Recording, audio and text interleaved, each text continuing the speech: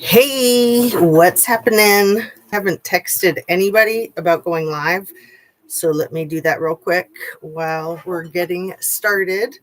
So nobody's here. Let's see. Here we go. Text.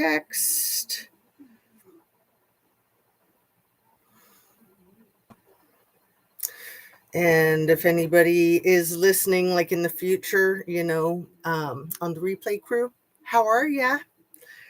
Thanks for coming and nice to see you.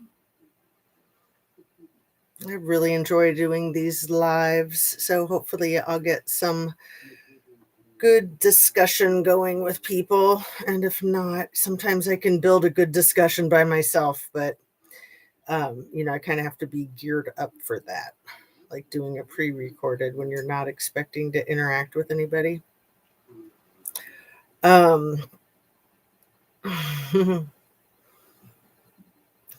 got a text from one of my mods saying, "Love the way Donald plays his 5D chess, the art of the deal." And I'm thinking, the shart of the deal. Seriously, OMG, what a weirdo. I don't think that anything that we're hearing about is the truth. Anything that we're hearing about in mainstream media. I think some of the YouTube channels are telling the truth, and some of them really have an inside scoop, like Lev remembers, Jessica Denson, sorry. I'll put links to their videos in the description. They're doing such important work, and it looks like my volume is working. I like it though when I can see the little blue light right there on the screen, so then I know if it goes mute or something. Did I text everybody yet? Almost. And if you too would like to be texted when I'm going live, you can just shoot me an email at JusticeAtooZ@gmail.com with your digits, and then I can add you to my list. I'd be happy to do that. And then you'll have my digits too.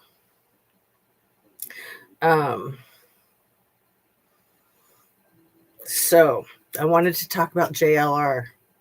Oh, I do have a couple people here. I don't know if you guys are wanting to chat, but how are you? It is almost 7:30 on Wednesday night, and I still have my rubber band in. Excuse me. Pardon me while I take it out because it'll just be easier to talk. Patricia, hello there, my dear. How are you? Lovely to see you. I just read your text to you said loving this news day. So it's been a wild one, hasn't it? What I'm loving is that I have a mouse. I finally just gave up on the intermittent mouse and just bought a mouse to plug into the side. I should have done that a long time ago. Hopefully that'll make things go smoother. So I really want to go through some of this JLR stuff. I think it's important. I think it's really important. And it's funny AF. So are you with me on that? I'm curious what you mean by loving this day of news. You mean like all of the articles of impeachment that have been filed? I'm going to guess that that's what you're referring to. So I have a couple pages of notes here. And I wanted to read an article out of The Guardian about not just about JLR, but about boots on the ground YouTubers in general. And it talks a lot about J is for Justice. That's a channel that I really like. So if anybody's familiar with her channel, I haven't watched her in a while. I used to like tag her in my descriptions and stuff. But she does really good work. So they interviewed her and she had some interesting things to say. Also, did you know that JLR is in Wikipedia? I'm so jealous. How can I get my name into Wikipedia? I'm kidding. I'll come back later. It's a huge day of news. Okay, dear. Thanks for coming in and saying hi. Am I missing something? I mean, I've been keeping up with current stuff today. Sometimes I don't because it just gets so annoying. But let's start with the JLR stuff. I'll start with the Guardian. And it is from February 22nd of 2026. And it's titled Amateur YouTube Detectives Constant Streams Put Cases in Jeopardy. It's clickbait. Self-declared sleuths have inserted themselves into the search for Nancy Guthrie, compromising the investigation for views and clicks. And this article is by Elena Demopoulos. I'm probably hacking up her name. Elena Demopoulos, Demopoulos. I'll put a link in the description. On the 10th day of the search for Nancy Guthrie, close. Reporters camped outside of the missing woman's home. Reporters camped outside of the missing woman's home noticed a strange man strut right up to the front door. It had been more than a week since the mother of Today Show host Savannah Guthrie had disappeared, and authorities had just announced that they had a new lead from Ring footage of what looked like a potential subject attempting to tamper with the doorbell camera on the morning of her disappearance. So now, who was this unknown person clad in a gray top and black pants, carrying a large black bag and striding to the door? Hey, Anna Bees, what's up? Nice to see you, honey. How are you today? Tonight, how are you this evening? It's a nice day, isn't it? It's perfect weather out there. But I wanted to come in here and get on live. I'm driving home from the grocery store. You know that old-fashioned word for food. I haven't heard that word in a really long time. I think I heard my grandmother use it once. Groceries. Like 50 years ago when I was 8 years old. I think she said it once. Very nice day. Yes. Okay. So I'm reading this article about YouTube content creators that go boots on the ground, and it's about JLR or Nancy Guthrie, her case. So let's see. It's got other YouTubers mentioned in it. But where was I? Attempting to tamper with the doorbell camera on the morning of her disappearance. So now, who was this unknown person clad in a gray top and black pants, carrying a large black bag and striding to the door? It was a Domino's delivery driver, of course. Always with the fast food in these cases, huh?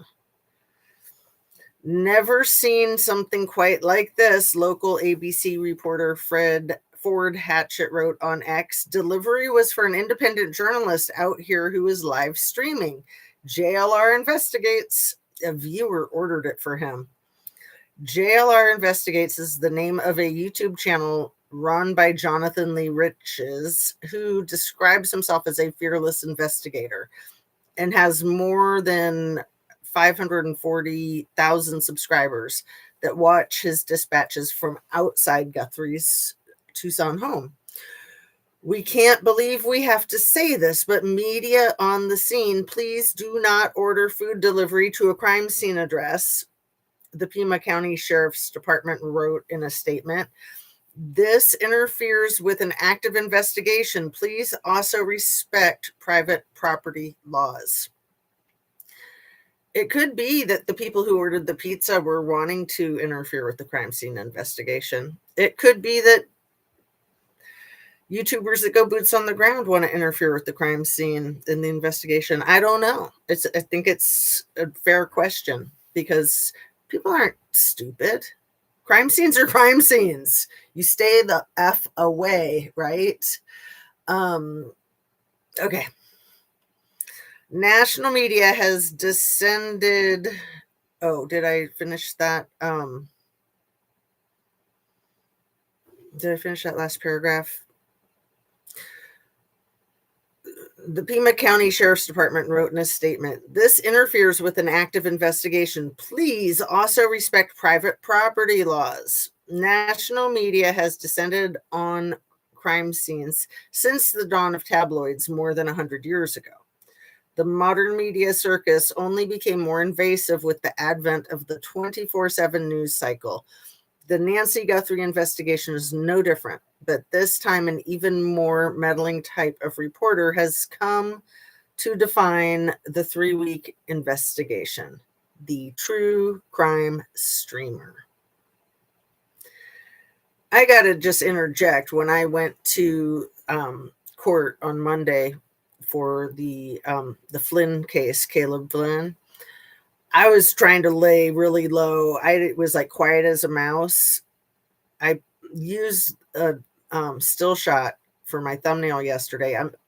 The bailiff instructed me where to sit, and I just happened to be seated right behind the defendant. So I'm in the news stream, but I didn't say peep because it's not what you're supposed to do. And it was open to the public. And I told the bailiff I was a YouTuber. I told him I was public, that I was just true crime and politics and domestic violence. And okay, anyway, self-declared sleuths like Riches have inserted themselves into the investigation, broadcasting their videos to a sizable audience. He posts streams with titles like "Breaking," "Manhunt," "Nancy Guthrie Kidnapping Live." But once you click through, you mostly see Riches simply sitting in his car. On day 19 of the investigation, he was at one point documenting a police shift change at the scene of the crime. Bathroom break, he narrated to his 29,000 viewers. Riches does try to offer more than just dry footage of the house's exterior. He has investigated tips such as an unrelated car tow and hospital airlift, as if these leads might go somewhere. Followers might appreciate Rich's tenacity, but the false tips breed misinformation.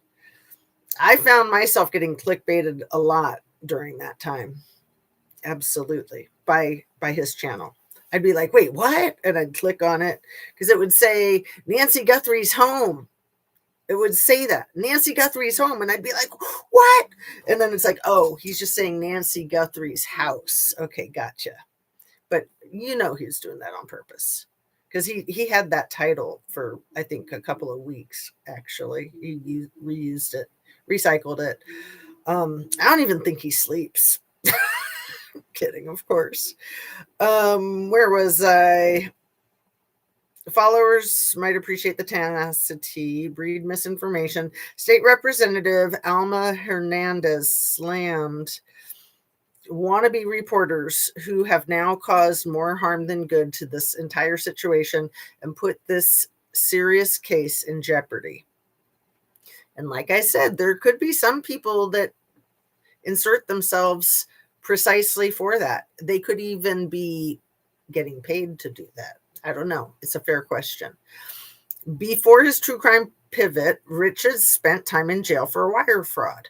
He made headlines in 2012 for driving. Oh, this is the worst. Brace yourself, Annabes. You're going to crap your pants. Did you know about this? I did not. You're going to get really mad. Okay, ready? Trigger warning. You're going to be pissed AF. He made headlines in 2012 for driving to Connecticut in the wake of the Sandy Hook tragedy, posing as the elementary school shooter's uncle. What a weirdo.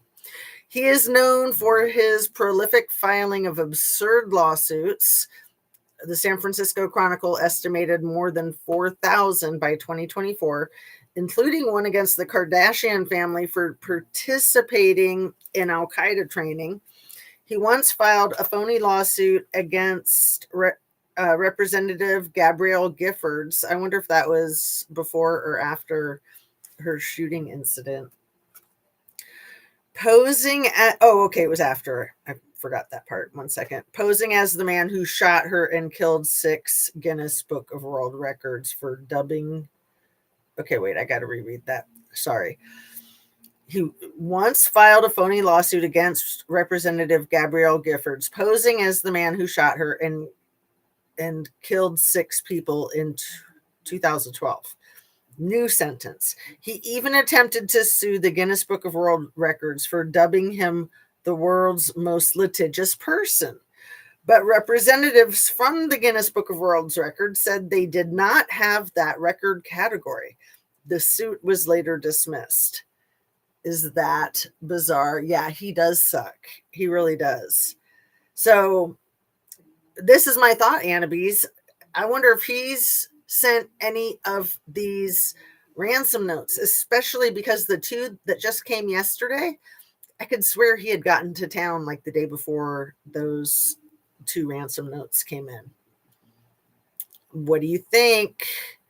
Because he made $33,000 on his, the donations on his page. What do you call that? Super chat. Sorry. The super chat on his page, $33,000 for the month of February when he was live streaming. And he probably wanted more cha-ching. And maybe he has been the culprit of 1 or more of the ransom notes. I hope not. I sure as F hope not. But I bet you're right.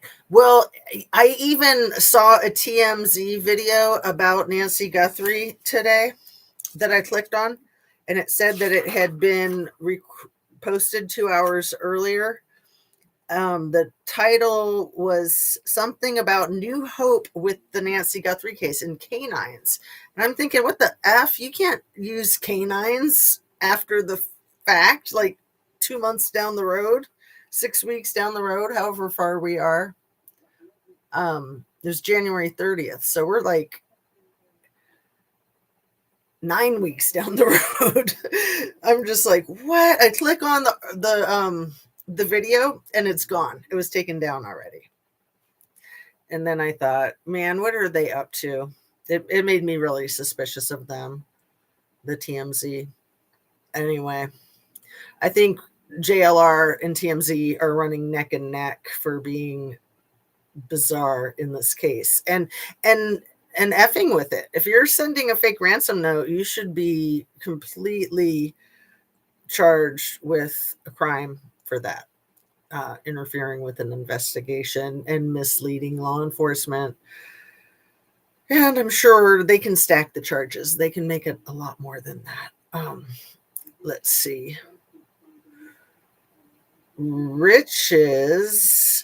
did not respond to a request for comment. He told the Arizona Republic that the fake lawsuit against the Giffords was a joke he filed to entertain himself in prison and was in bad taste. That's a cute way to skate away from it. Oh, I was just entertaining myself in prison, and yeah, it was stupid. YouTube is not letting me send you my chat no matter how much I try. OMG, that is weird. Let me see what's going on with you, dear. I have it on top chat. I've got it on live chat now. It's not letting you. That is so bizarre. Patricia Moss just texted me that YouTube's not letting her post her chat. What? Oh, they probably think that her and I together are doing too much brainstorming. Right, Annabes? I'm serious in a sense, like kind of kidding, not kidding. Truth to every joke. Anyway, I would think that they'd be messing with me and you because we're like the Wonder Twin powers with our brains that think alike. But yeah, Patricia's right in there with us. We're like the trifecta. Okay. Read the rest. Oh, the rest of the, hold on. I'm going to go to my text real quick. It says, YouTube is not letting me send you my chat no matter how much I try to change the wordings. Iran owns the straits permanently, going to charge the US $2 million a boat to cross.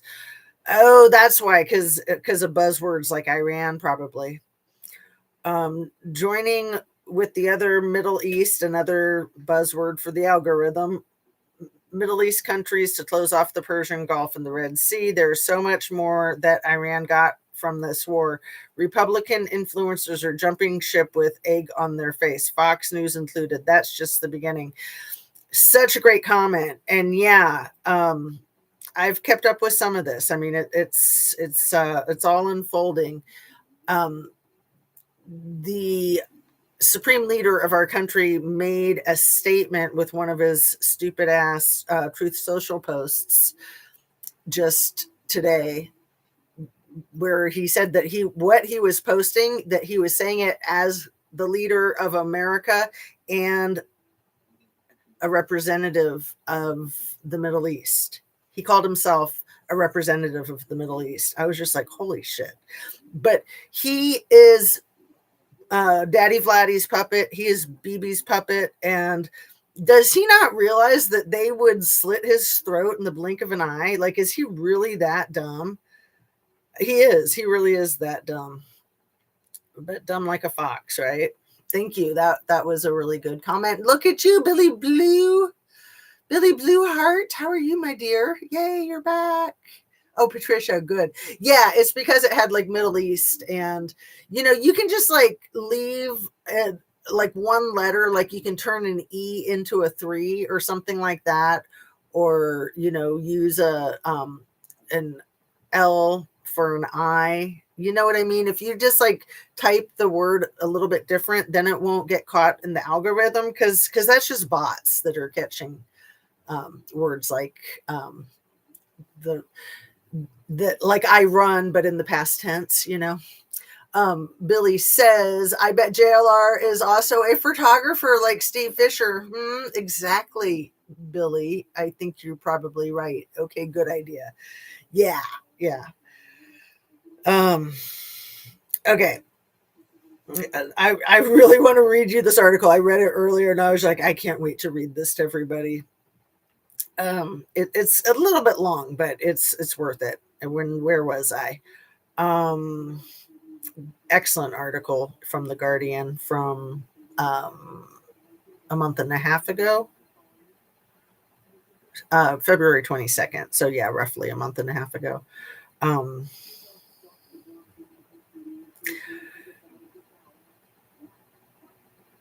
Okay, so here we go. I'm going to reread that last sentence about how he did it to entertain himself in prison and it was in bad taste. For this, he would be sentenced to 5 years probation on a charge of making false statements. Riches is one of a handful of live streamers that have relocated to Tucson. Jimmy Williams, a former construction worker turned full-time streamer, spends up to 6 hours sitting on a lawn chair outside the Guthrie family home. Williams, who streams on his channel Dolly Vision, told an Australian reporter his trips are totally funded by viewer donations. The plane tickets, the hotels, all come courtesy of his audience. In one video, Williams reported on, quote, shocking chaos, end quote, at the scene of the crime, which ended up being a fight the streamer had with a neighbor over parking, making his own drama. As well as the streamers, there are such figures as Megyn Kelly getting involved. Kelly used to be part of the institutionalized media. After her lengthy stint at Fox News, she was briefly Savannah Guthrie's colleague on the Today Show. Now she's an independent journalist, and a really bad one at that, self-producing a daily talk show and reporting on unverified online theories about the Guthries, although she did not descend on their home.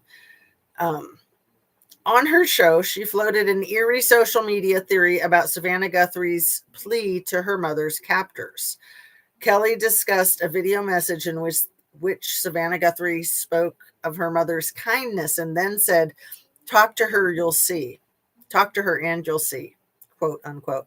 The line mirrors a quote from the horror film The Silence of the Lambs, where a deranged serial killer kidnaps a senator's daughter.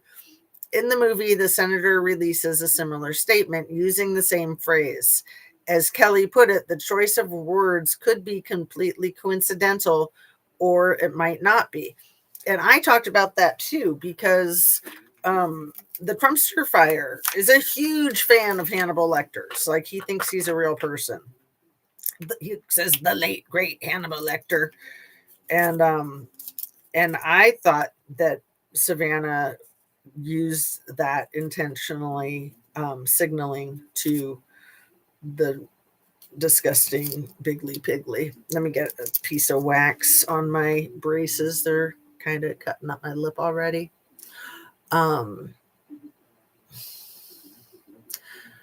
Anna, darling, my mom is earthy and grounded. Yeah. I know where you're going with that, Billy.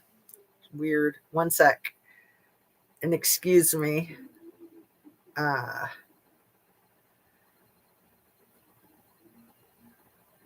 This is how I do it. Wax on. And I hope it doesn't make me talk funny, but that it will save my lip, because it was already starting to wear out, like right there. So it kind of makes me look like that Peter Brady character when he's doing the pork chops and applesauce. So excuse me while I act like a little kid with my finger in my mouth. Okay. They all saying weird things. Yeah, totally. I don't think it's a coincidence. The talk to her and you'll see, I do not think that was a coincidence. Why she said it, I have my opinion. I could be on target and I could be off target. I don't think it was a coincidence. There's no such thing as coincidence when you're dealing with homicide. That's just a thing. In my humble conspiracy theory opinion, allegedly, and let me do my disclaimer, everything I say is simply my opinion for the sake of hoping to start a conversation, open up a discussion, learn something, be educational. All of my videos are made for the tube of you and me, and it's an infotainment platform. This RICO case feels like the community in on it, like in Kylie's case. With Savannah Guthrie, I feel like the RICO case is what's going on in our government. So, or both. You need to hear today how Megan K is trying to save face by endorsing $2 for all the years. It's hilarious. Yeah, I wrote down a quote. What was the quote? It was hilarious. I got it from, I think it was the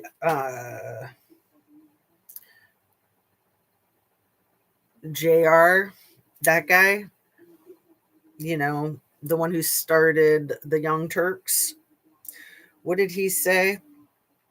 All these media pseudoscientists that created the Frankenstein Trumpstein fire, like Candace, Megan, Tucker, Alex, and I added Rush Limbaugh in there too. But I loved that concept. All of these media pseudoscientists that created the Frankenstein monster known as the Trumpstein fire. Okay. Yeah. I mean, at least they're finally freaking opening up their eyes. But yeah, thanks for getting us into this mess, you boneheads. They all agents. Oh yeah, and they're all getting paid a lot of money from BB, I'm sure of it, and from Vladdy, I'm sure of that too. That's why the crazy stuff comes out of their mouth so easily, as if without blinking an eye, because they're like, I already got paid $500,000 for this, so whatevs. Okay. It perpetuates the belief that folks online hold the key to breaking cases, and most of the time it really slows down the case.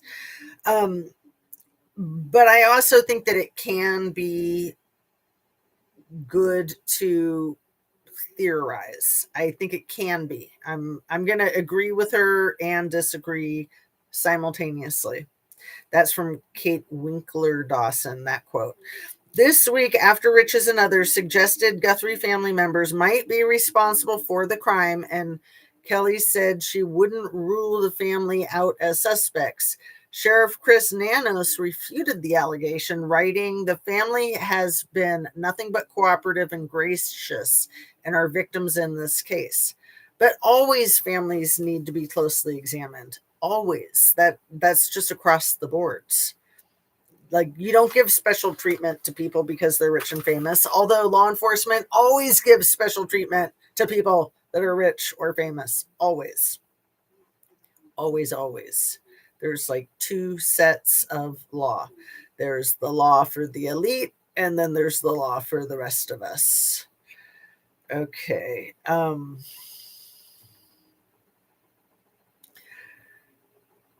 Sheriff Chris Nanos refuted the allegations, writing, "The family has been nothing but cooperative and gracious and are victims in this case. But even as victims, they need to understand and be appreciative that everyone is going to be examined, because they might know something that they don't even realize is helpful or is connected," right? "To suggest otherwise is not only wrong, it is cruel. Please, I'm begging you, the media, to honor your professionalism and report with some sense of compassion and professionalism." Maybe I'll quit inserting so much opinion, except I do want to say, of course, be compassionate, be a decent human being, and just be yourself and do your best, right? I mean, that's all any of us can do. But Nano's statement is directed toward an inherently unprofessional media. Most of these true crime streamers lack any streaming or good reporting judgment. In the past, they might have covered solved murders or decades-old cold cases, not breaking news. That's changed in recent years, says Kate Winkler Dawson, a producer and senior lecturer in broadcast journalism at University of Texas in Austin. "I first noticed it with Gabby Petito," said Dawson, referring to the vlogger who was killed by her boyfriend while the pair documented their van life through the American West. "It took almost a month for authorities to discover Petito's body. There was a clear and present danger," Dawson said. "Where is she? There's an entitlement from some folks online who don't feel like they're getting enough information." Well, when there's a potential unaliver on the loose, it is everyone's right to know. Like, it is. So, but again, keeping a reasonable balance with preservation of the integrity of the case, of course. Petito's missing van was discovered thanks to dash cam video from another YouTuber, which to some viewers validated their involvement in the case. Okay, I said I wasn't going to interject too much, but I really want to interject here, because that other van vlogger was Red, White, and Bethune. And oh, what happened? Crap. Uh-oh. Did I lose you guys? Okay, there. Dang it. That was crazy. Okay. Red, White, and Bethune is the family that was driving by that was from Florida also. And I'm going to tell you a little story here about them in case you don't know, or in case you've forgotten. They were live streaming always. And so when they heard about Gabby Petito's case, they were like, "Oh, I remember," the mom specifically was like, "I remember driving by a van, a white van with Florida plates." And she wasn't sure when or where. And so she was going through her footage to try to find it. And that family had lost a child. I think he was 7 years old. I could be wrong on the age. On a road trip to Disney World a few years prior. They were in a bad car accident, and one of their sons passed away. And the mother thought that his spirit like pointed her right to that part of the video. Like she was like, I didn't know if I'd ever find it, but she says she felt this spiritual experience. So she found it. We've all seen the videotape a million times, or Gabby's flip-flops are at the back of the van. Her big straw sun hat is on the dashboard on the passenger side. And as their van is approaching, the back van doors are open, but they're getting closed as they're approaching. So I think it was like roughly 6 o'clock at night, maybe, give or take. And it was after they had their fight at the Mary Piglets that same day. It was after they may have shoplifted at Whole Foods. And it might have been before a fatality, or it might have been after a fatality. It's kind of hard to say. But when law enforcement went to that exact spot that they got from the videotape, they found her remains. And they were only able to identify her remains, I think, by her sweatshirt. And this is where it gets really conspiracy theory crazy. I think it was the Zion National Park sweatshirt. Coincidence? The Zion National Park sweatshirt? I'm pretty sure that that's what they ID'd her with. She'd been out there for like 3 weeks. If I'm remembering right, you guys help me out here. They couldn't identify her with DNA because it wasn't there, which to me seems so weird, but I guess that's what the elements and nature can do. I would think they could have also done dental records, of course. But anyway, they knew it was her right away from the sweatshirt. I think I'll just stop myself there rather than like going down that rabbit hole. And yeah, I think a lot of YouTubers use that as like an excuse for like, well, see, we're all doing good. We helped solve that case. And it is great that the family was able to bring her remains home. That whole case was a freaking poop fest. I personally think that Brian Laundrie Epsteined himself out of the country. Not that I think Epstein is still alive. I don't know. But I don't think that Brian Laundrie is deceased.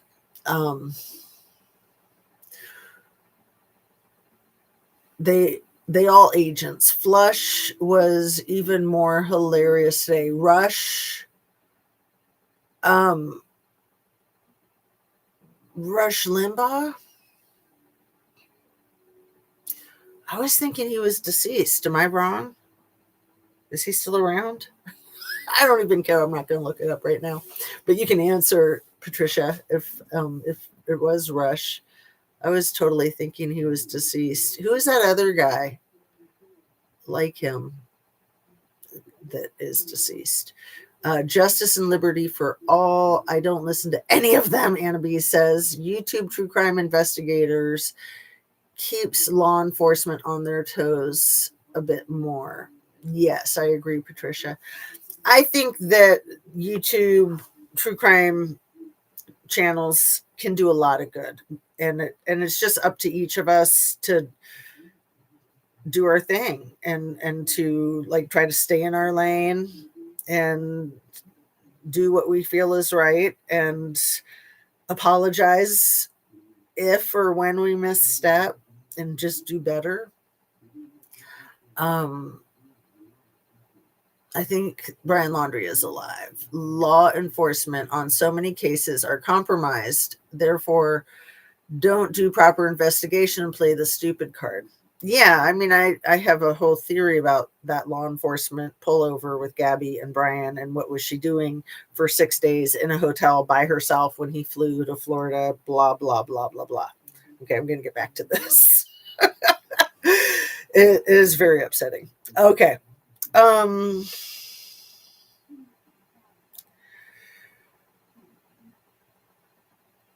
But yeah, if it slows down the case and is unhelpful, then that's not good. And we all need to be mindful and pay attention, in my opinion. Mandy Matney was a newspaper journalist in South Carolina who struck true crime podcast gold while covering the crimes of Alex Murdaugh, a lawyer who was found guilty of unaliving his wife and son. The show Murdaugh Murders Podcasts, I've seen it once or twice maybe, doggedly follows the police investigation and subsequent trial, becoming the #1 podcast on Apple in 2021 and the basis for a Hulu series starring Jason Clarke and Patricia Arquette. I was going to look up that Hulu series. Has anyone seen it? Matney says she was caught in the middle as a journalist turned social media star. Caught in the middle?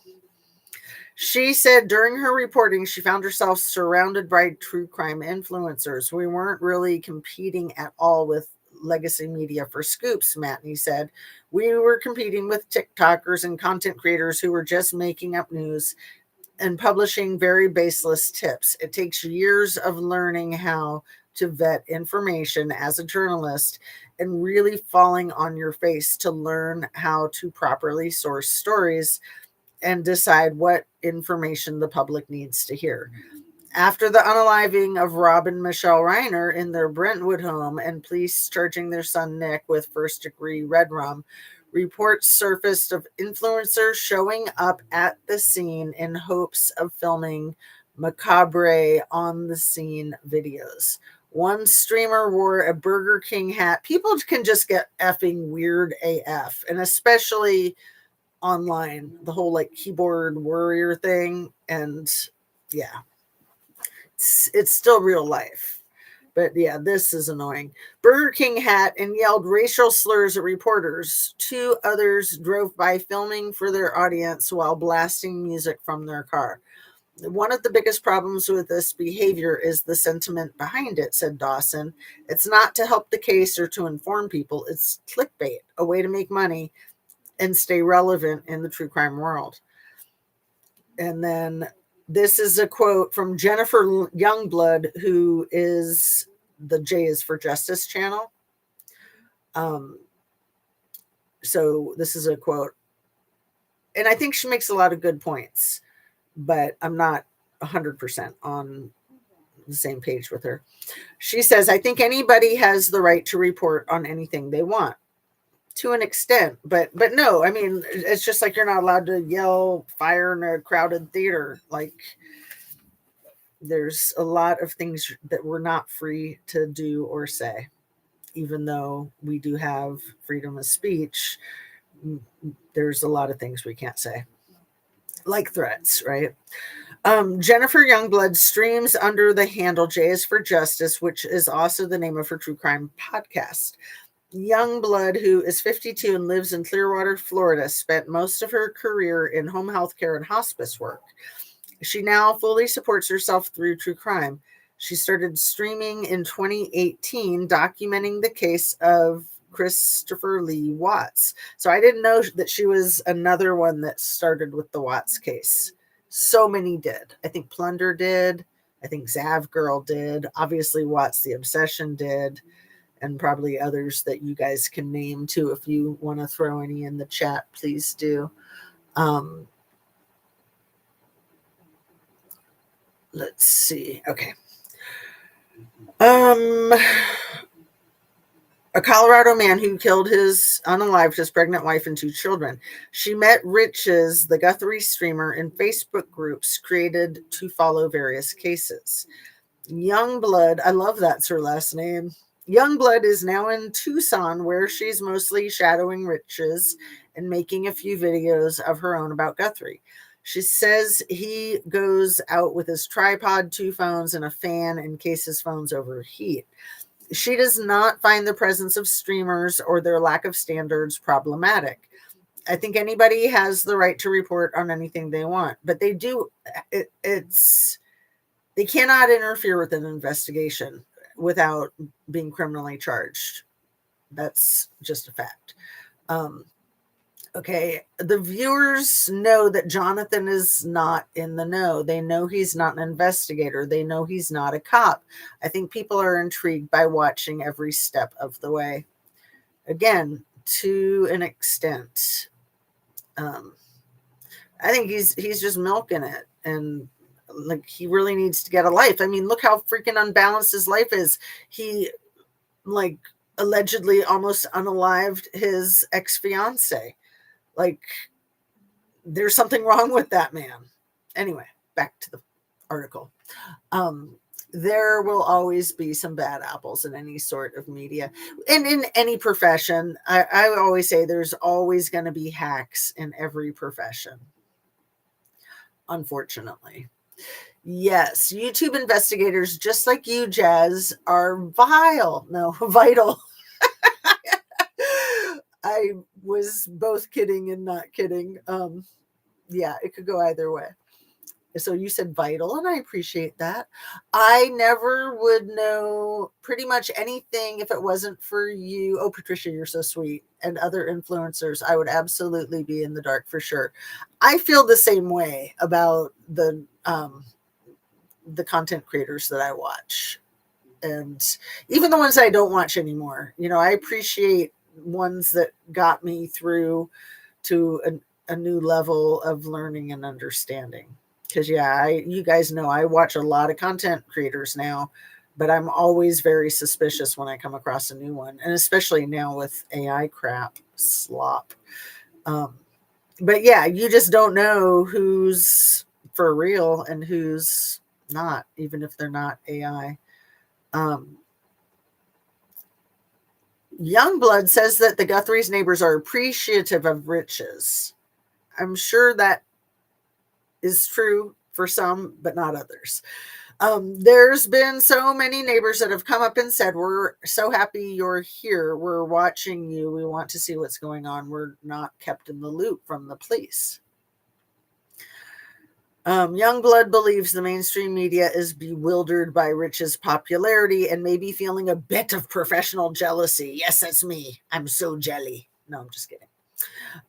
He's getting millions of views, and that's what's got their attention, she said. She said she knows all about Rich's history of wire fraud and phony lawsuits. It does not bother her.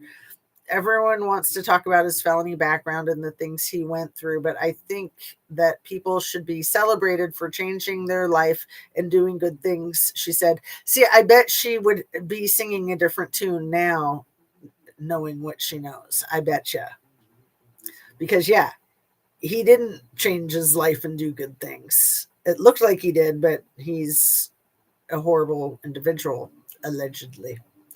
She said she trusts him to be accurate, saying, I think his record speaks for itself. Yeah, his record of choking.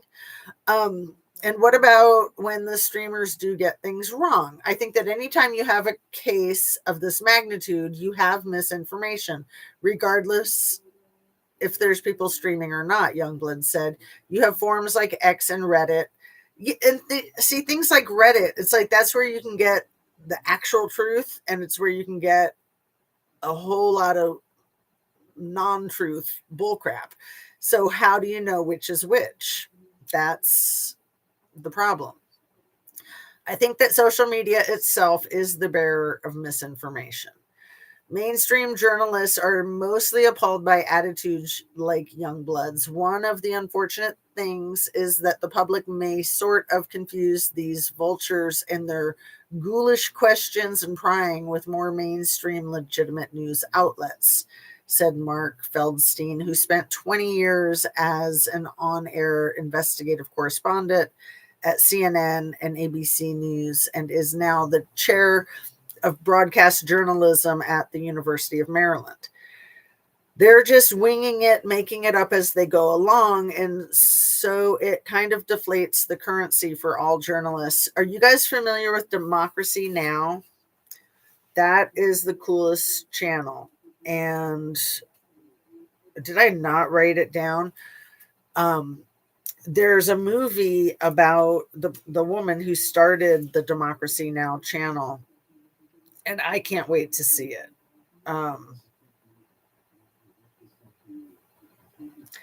Yeah, I don't think I did write it down because I just thought, oh, of course I'll remember. Democracy Now is the name of the movie is called Steal This Story Please. Isn't that cute? Steal This Story Please. And it comes out, I want to say April 15th. So in a week, but that's just in New York City, and then it's going to be across the country. It's going to play in Columbus, but not for like 6 weeks. I was thinking of driving to like Lexington, Kentucky to see it because it's going to be there sooner. But anyway, you can look it up. It looks like a great movie about her broadcast journalism. The one who started the Democracy Now! And it's a documentary. Okay, where was I? At the sun settling time. Okay, I think that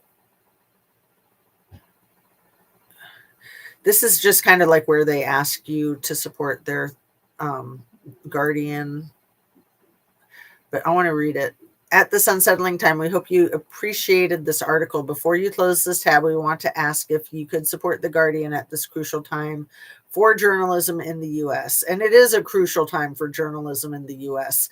I think that's why Nancy Guthrie's mother was targeted, was not just to retaliate against her, but to send a message to all journalists, because I'm not the only one that thinks. Remember Tim from Bulwark, Tim Miller?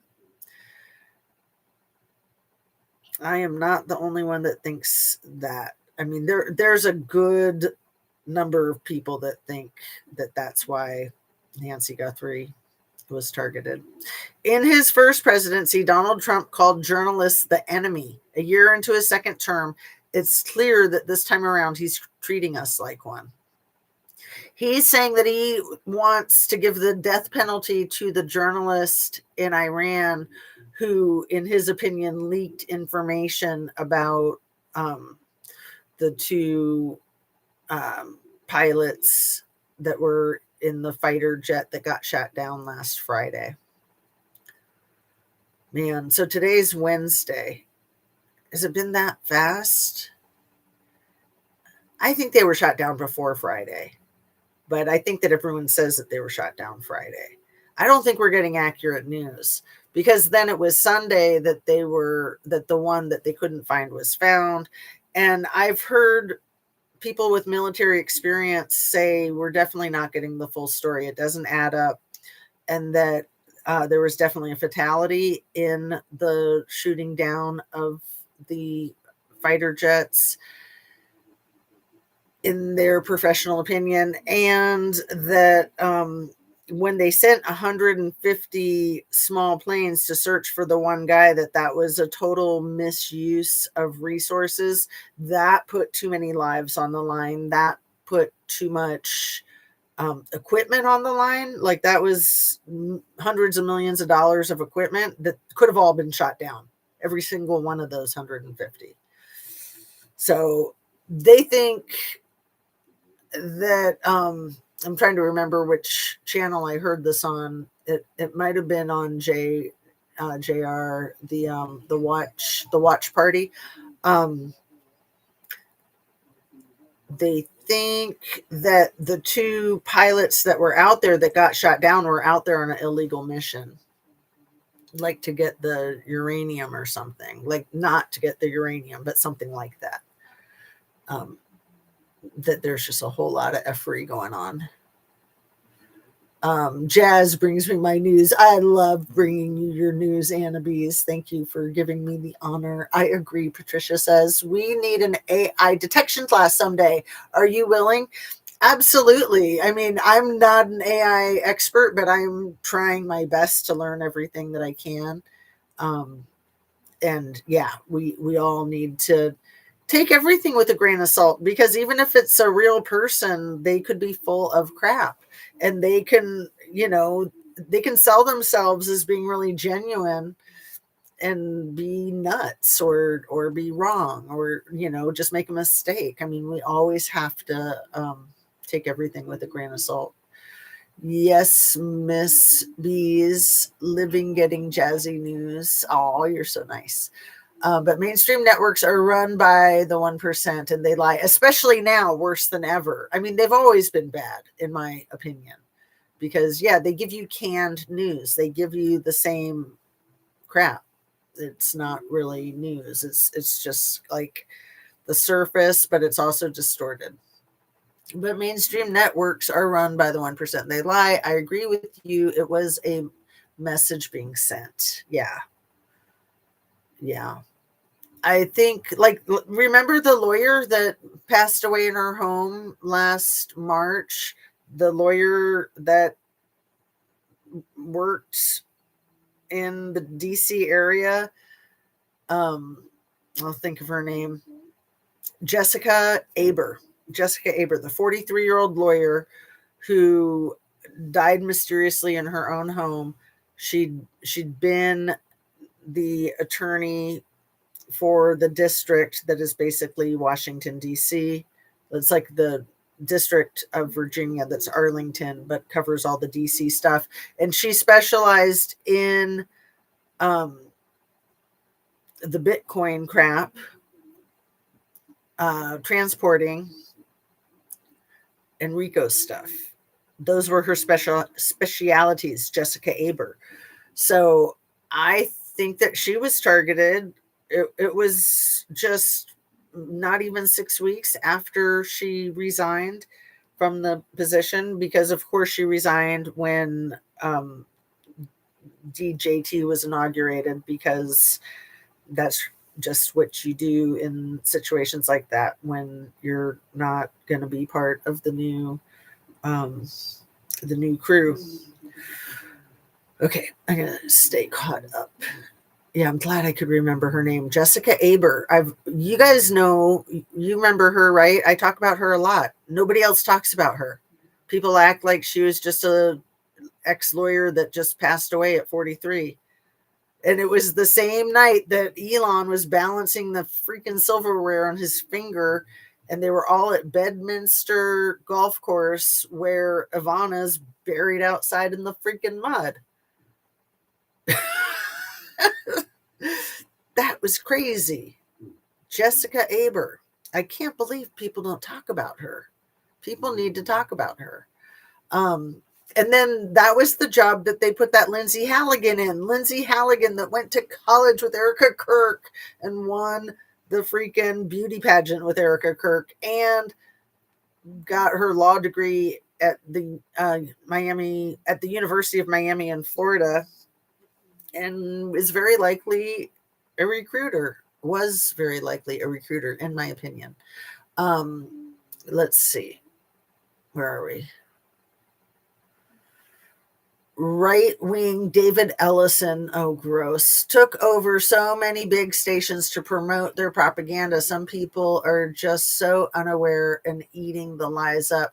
So Oracle's flagship is in San Francisco, and I had friends that worked there when I lived in San Francisco, and they had the stupidest jobs. I'm sorry to say it. They made a lot of money, but like they just like answered the phone and issued permits to people drilling oil in Texas that had to get their permits renewed every year. Like, like they had master's degrees and that's what they did for a living. But like I said, they were making big bucks. But Oracle's a stupid company. But how much of the company has to do with that, with oil and with the drilling and with the permits? And I mean, because I just know that one little tidbit from people that I hung out with. But I didn't hang out with them long because they were kind of boring. Let's see. I mean, what a job, like, yeah, it's nice you're making money so you can live in San Francisco and go out to eat, but like, what are you really doing with yourself?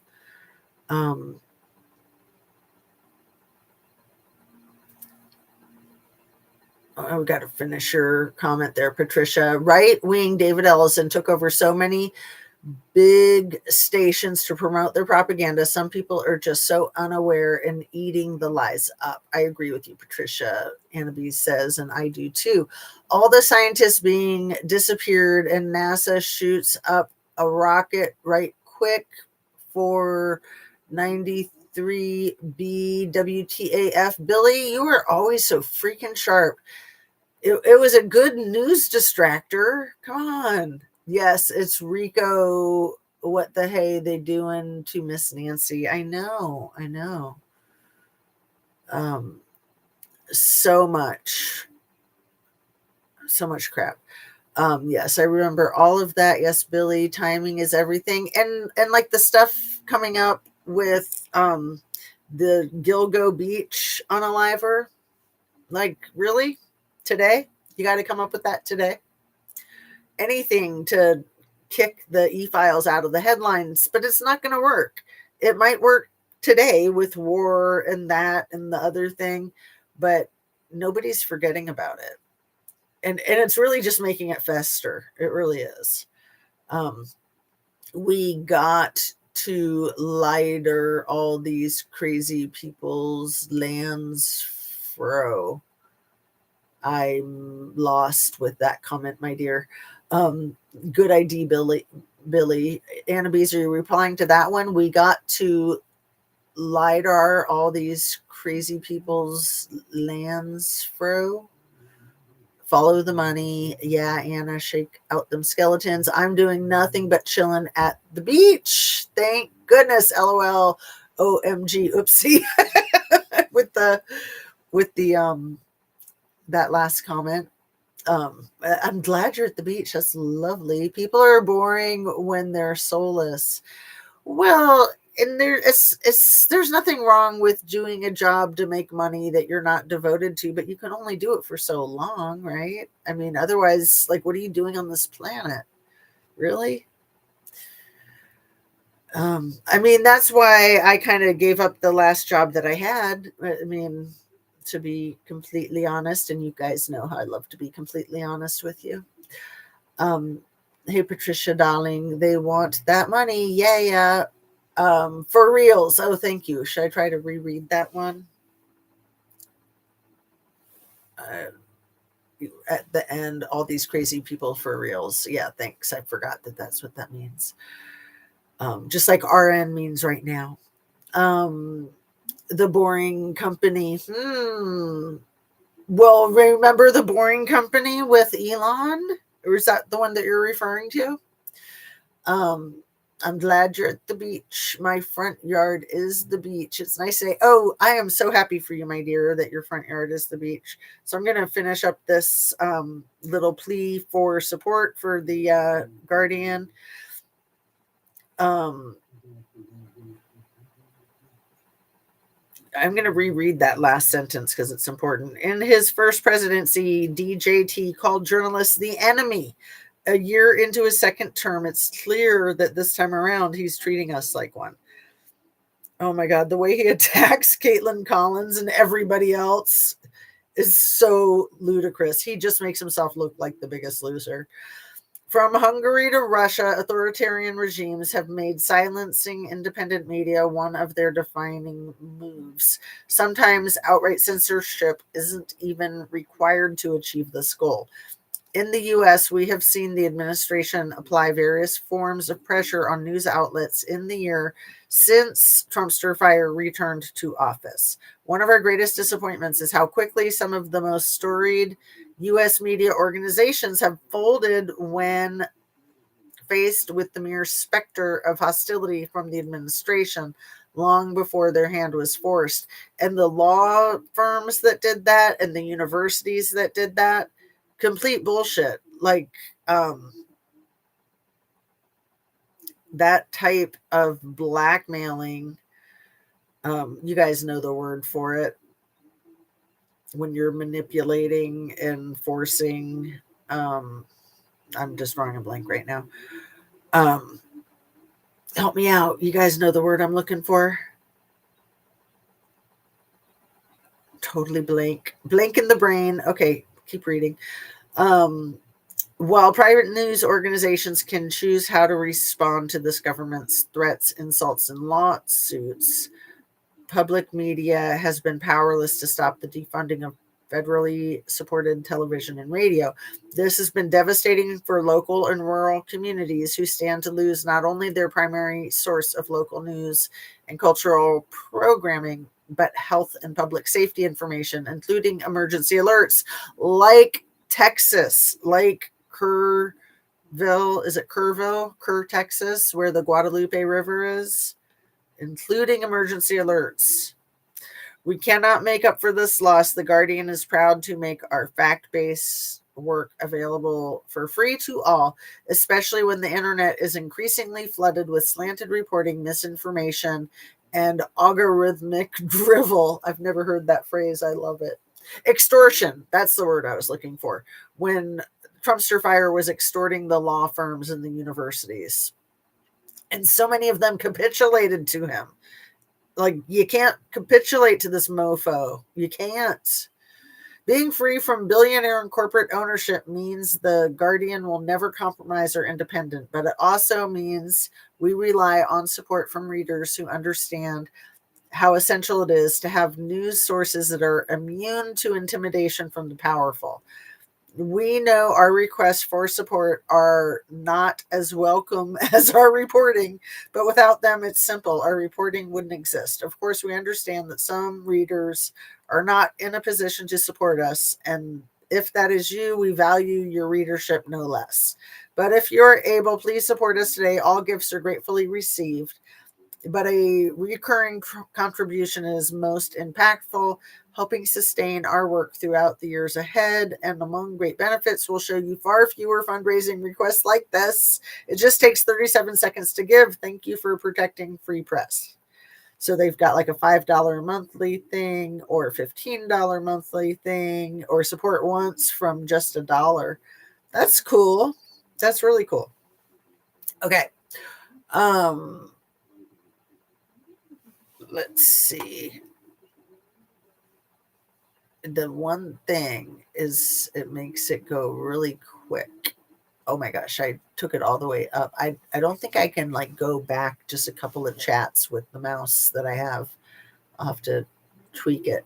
So if I missed your comment, I apologize. And if you can copy and paste it, I'll try to catch it as I get caught up. I'm in Oakland. It's gorgeous today. I came from Palo Alto, California. Yeah, I lived right in the city in San Francisco. I loved it. Loved it. Dang. Fun, a very fun city. Oh, cool. My kids almost went to high school there. Texas is 50th in education. Is it really? I did not know this, Anna Bees.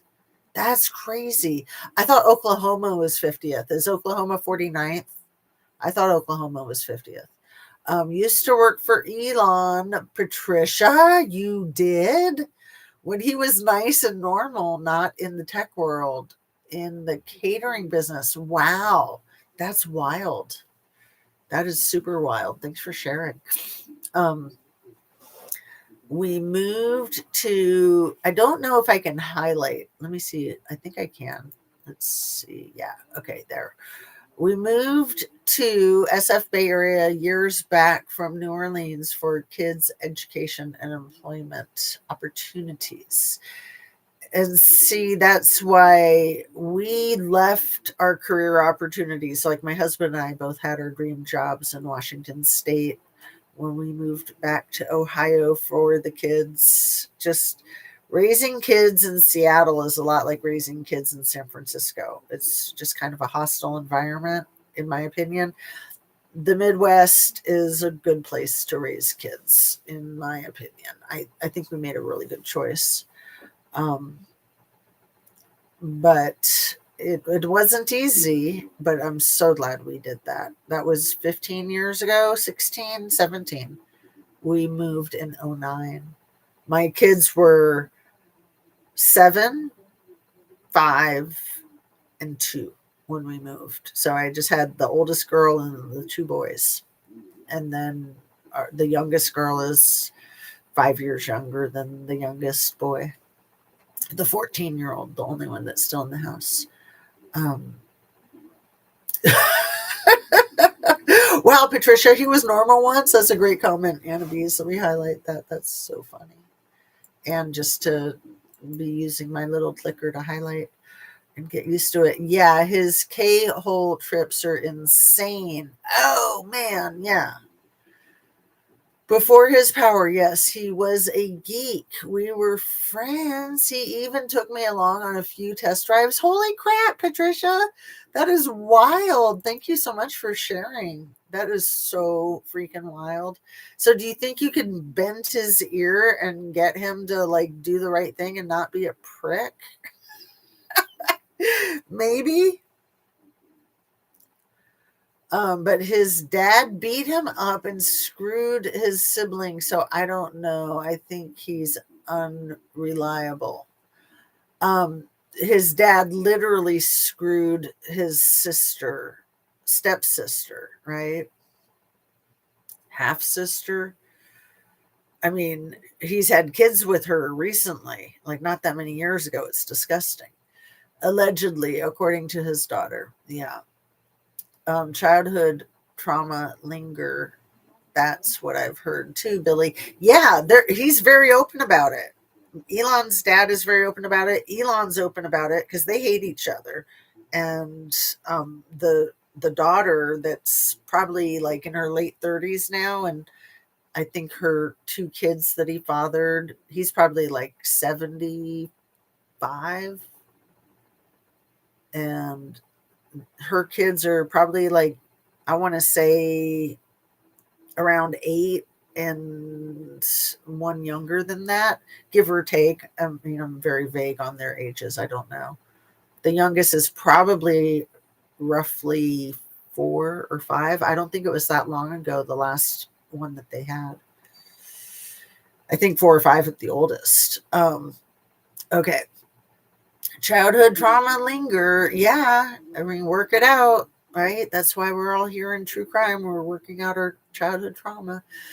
That's what I've heard too, Billy. I'd feel bad for Felon, but I don't, since he had unalived so many people through Doge BS. Oh my goodness, I know. Well, yeah, just like the whole thing with canceling the US aid. Damn, that killed so many children. So many children that starved to death. Exactly, Billy. Why would his dad stop at one child? Right. They usually don't. That's a really good point. Same thing with Woody Allen then too, right? And then look, he was hanging out with little E all the time. Gross. Preds don't stop for reals. Yeah. Emerald mined money from his daddy for payoff, startup money for PayPal. Oh my goodness, the PayPal mafia. I'm sure you're familiar with that term. Yeah, a lot of the people that are in the administration. So a lot of these people in the Trumpster fire administration that want to turn on Trump can't, because it's like the mob. It's like a cult. Like you can't ever leave. They will come after you. And they have dirt on you. So you've got the blood on your hands, so to speak, maybe literally, maybe figuratively, maybe both. He and Sam Altman are very close. Oh, really? Elon and Sam Altman? Sam Altman's a creep. He allegedly screwed his little sister a lot from the time she was like 2 or 3, according to her. I think they have a court date soon that she's suing him for that. And I want to say it was until she was 16. And he was like 12. He was like 10 years older than her. I might be wrong. Let me look that up real quick. Sam Altman. Sam Altman sister lawsuit.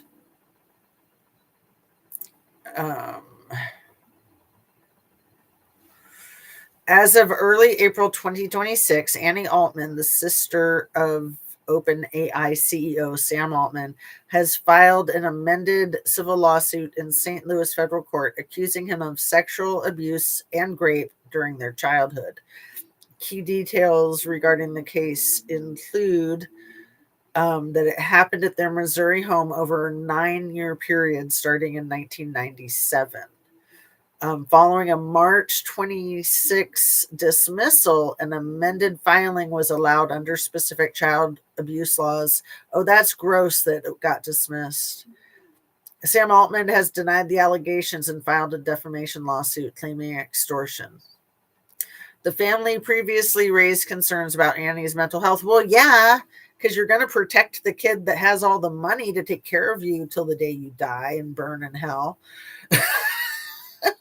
It's always the mental health, right? Oh, she's crazy. She's making it up, alleging she has refused help. Well, I would imagine that she has had a lot of help to come out with the allegations and file a lawsuit. Sam asserts the lawsuit is financial. Okay, so I want to know what ages. What age difference? Because he might have been as old as 16 when she was like 3. So she's 9 years younger than him. Okay, and if she was, let's say, 3, then he might have been 12 when it started. So the abuse was from 97 to 2006. So let's see, what's Sam Altman's date of birth?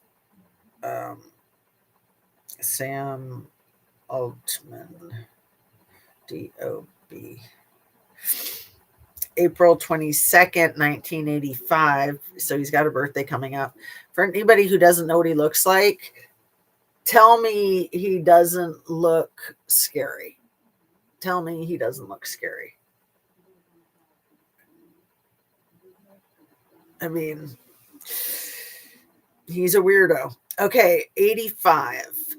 So if it started in 97, yeah, he was 12 and she was 3. And then it continued until he was 21 and she was 12. Holy crap, man. If it's true. Oh, what a sick freak. But yeah, it's going to be really hard for him up against her and his millions and his gaslighting, if that's what he's doing, which is typical. That's typically what happens. Palo Alto school system. Sorry that I missed some of your comments. Why am I not surprised? Pedophile. Yeah. Pedo. Sorry. Palo Alto school system is cutthroat. There is a train track in the city. Many students that were extensively pressured by their parents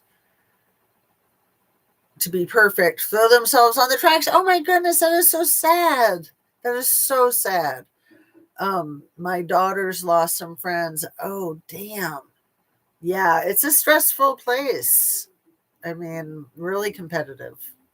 The whole state of California, it's such a crowded state, but especially Southern California and the Bay Area.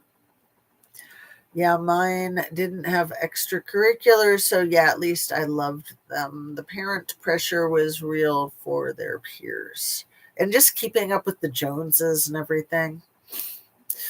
I don't care. They didn't go to Harvard for F's sake. These parents, cray cray. Henry Gunn High School. That's so messed up. Yes, he's scary looking. I mean, he can look handsome in some of the pictures, but he looks like a psycho in most of the pictures. I'm convinced that her story is real and that he's a psycho. Absolutely. I've seen him in interviews and stuff. He's nasty. He's a real MF.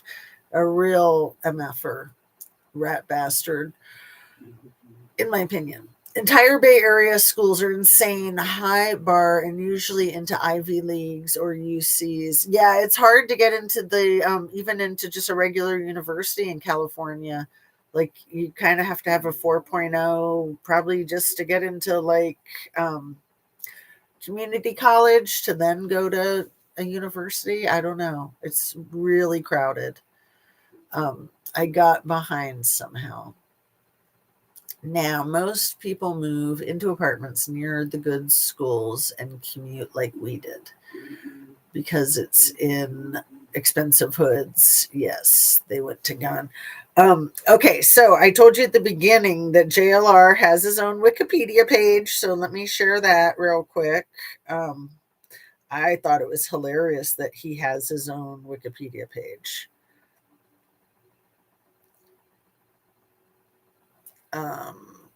Wikipedia, JLR investigates Jonathan Lee Riches is a convicted fraudster known for the many lawsuits he has filed in various U.S. district courts. Riches, he's filed more lawsuits than the Trumpster fire. And he's a huge MAGA supporter. Huge MAGA supporter. Gun, fight, fight, fight. That was the cheerleader chant. That's also Donnie Two Dolls' chant, right? Riches was incarcerated at Federal Medical Center, Lexington, Kentucky, for wire fraud under the terms of a plea bargain. His release date was April 30th, 2012. He was arrested for violating his federal probation in December 2012. So he was only out for 6 months, 8 months, when he left the Eastern District of the state of Pennsylvania without permission. He drove to Connecticut and impersonated the uncle of Adam Lanza, the shooter in the Sandy Hook elementary school incident. So I'm going to bet that he is a lot like Donnie Two Dolls, that they are so impulsive and compulsive that they can't stop themselves from doing stupid shit like that. That's my guess. They can't stop themselves. That if they could stop themselves, they would. They can't, so they don't. I graduated in 82. I visited my cousin in Compton that summer. She said college was free to them. I don't know if it's true. Maybe you had a good GPA. Well, I finished high school in Ohio, and I think back then it was that way, but I think now it's a totally different game, I think. So he was born in 76 or 77. He's age 49 or 50, and he's known for litigiousness. Since January 8th, 2006, he has filed over 2,600 lawsuits, some of which have received considerable press attention. This is great, you guys. Are you ready?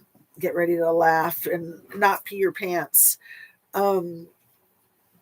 Among the more famous defendants of his lawsuits are New England Patriots coach Bill Belichick, former president of the United States George W. Bush, former Attorney General of the United States Janet Reno, Martha Stewart, NASCAR driver Jeff Gordon, former Atlanta Falcons quarterback Michael Vick, entrepreneur Steve Jobs, celebrity blogger Perez Hilton, Somali pirates. He sued Somali pirates, and pop star Britney Spears. He also sued the late Benazir Bhutto, Pervez Musharraf, and the Immigration and Naturalization Service on November 7th of 2007 to prevent him from being deported to Pakistan and tortured upon his release from prison in March 2012. There is no known evidence of any attempt to deport Riches. So he cray and bored, right? On April 9th, 2008, Riches filed a request for a temporary restraining order in a U.S. District Court against Grand Theft Auto publisher Take-Two developer Rockstar Games, FCI Williamsburg, and Grand Theft Auto itself claiming that the defendants put him in prison. The inmate stated defendants contributed to the plaintiff committing identity theft. Defendants' games show sex, drugs, and violence, which offends me, Riches continued in the lawsuit. Defendants put me in prison. I face imminent danger from violent inmates who played Grand Theft Auto who will knock me out and take my gold Jesus cross. Riches attempted to intervene as a plaintiff in the Madoff investment scandal, claiming that he met Bernard Madoff on eHarmony.com in 2001 and taught Madoff identity theft skills. In May 2009, Riches filed for an injunction against the Guinness Book of World Records, seeking to stop them from listing him as the most litigious individual in history. Guinness spokeswoman Sarah Wilcox told the Huffington Post that there is no such listing, that no plan to create one. Most litigious man is not something Guinness World Record had ever monitored as a record category. She said the action, like the vast majority of Rich's filings, was dismissed. Some of Rich's defendants are not even persons subject to suit. These include Adolf Hitler's National Socialist Party and the 13 Tribes of Israel. One lawsuit in which George W. Bush was the first named defendant also includes another 790 defendants. He's not crazy. That cover 57 pages. They include Plato, Nostradamus, Che Guevara, James Hoffa, various Buddhist monks, all survivors of the Holocaust. Lincoln Memorial, the Eiffel Tower, the USS Cole, the book Mein Kampf, the Garden of Eden, the Roman Empire, the Appalachian Trail, Plymouth Rock, the Holy Grail, Nordic gods, the dwarf planet Pluto, and the entire 3 Mile Island accident. Okay, let me not miss what you're saying. JLR loves to sue, back in all chat. Yay. Bunch of criminals. LOL. JLR seems like likes to bend the rules and truths. Yeah, I mean, he really needs to get a life. Like, he's got a history of not having a life. It's pretty pathetic. Notice how Martha S. is laying low. Martha Stewart, not a peep these days from Martha. Man, the dude is completely cray-cray. Martha in the files? I don't know. Is she? I didn't catch that one, Billy. Good point, Patricia. OMG, Martha.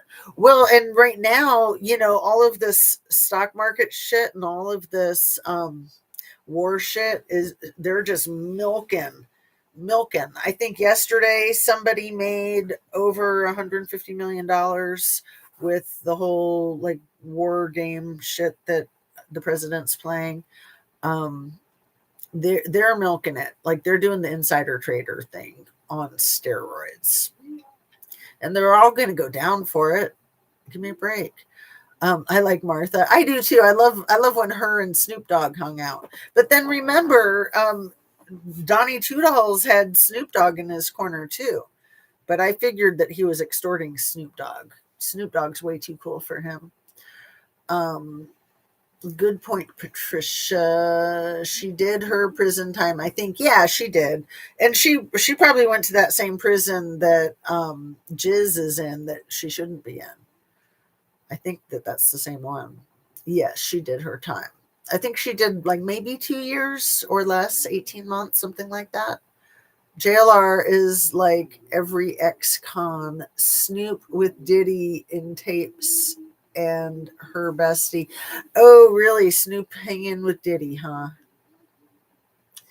Dang, poor Snoop. Yep, milking it. Okay, let me finish this. Is this so funny? Is this so entertaining? I think I'm almost done. Yeah.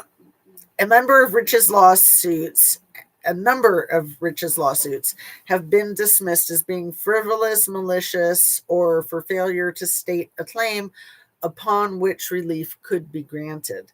Willis Hunt, the U.S. District Court judge who dismissed Rich's suit against Vick as farcical, opened that his lawsuits were clearly self-promotional. As per 28 U.S. Code, he is barred from proceeding in forma pauperis. In July 2018, Riches was indicted by a federal grand jury in Arizona. He is charged with making false statements and other frauds after an attempt to file a lawsuit against Gabby Giffords while posing as Jared Lee Loughner. And he probably thought, because their initials are similar, JLR and JLL, got all delusional with that. A collection of Rich's lawsuits was published on April Fool's Day of 2016. In November 2018, Rich's self-published Nothing is Written in Stone, a Jonathan Lee Rich's companion, which contains a selection of his lawsuits as well as an autobiography. Rich's runs a YouTube channel, JLR Investigates, where he claims to be an investigative reporter.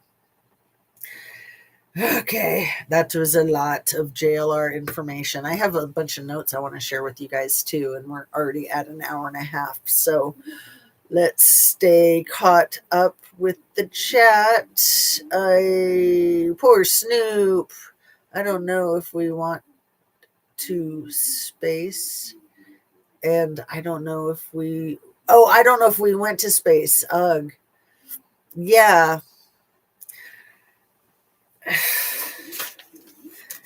It's kind of funny that they would be doing it at this point in time and with the Trumpster fire as president, because aren't the MAGA people a bunch of like the flat earthers that don't think that we ever went to the moon to begin with? I don't know. Okay, so let me try to get caught up with all of my notes here.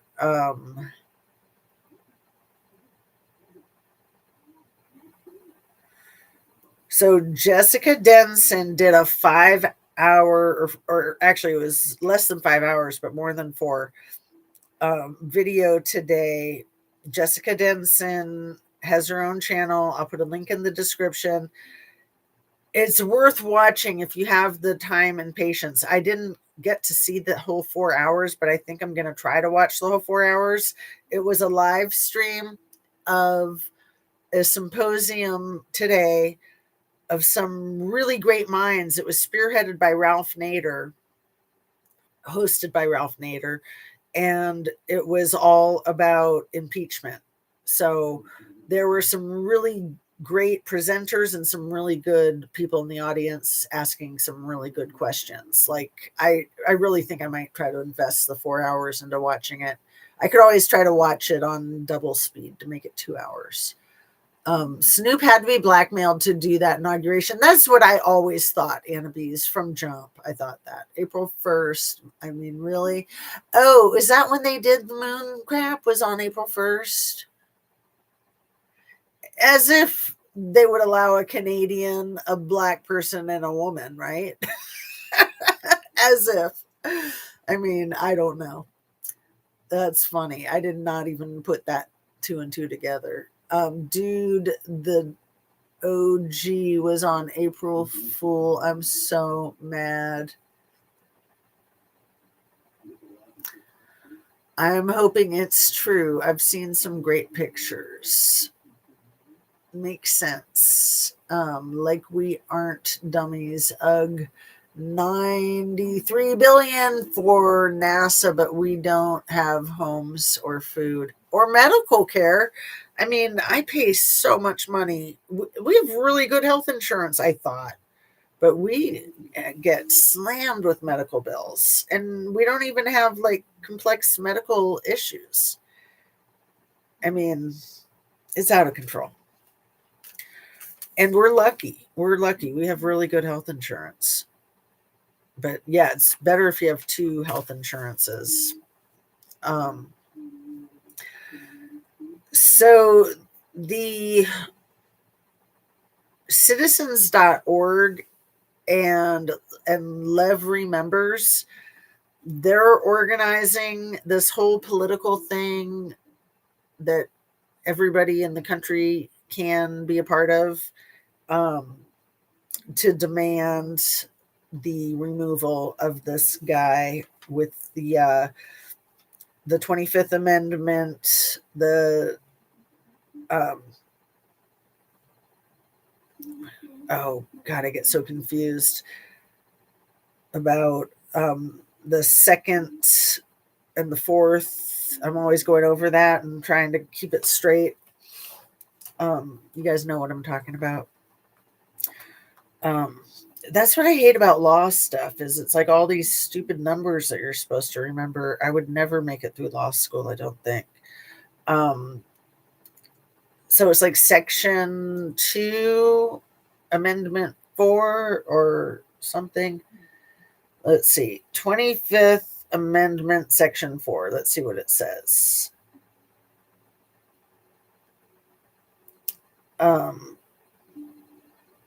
Section 4, Section 1.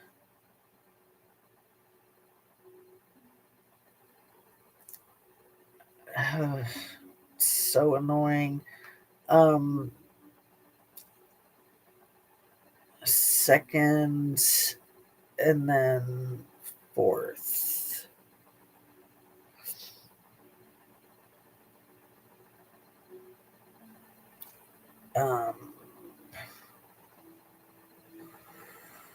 Impeach.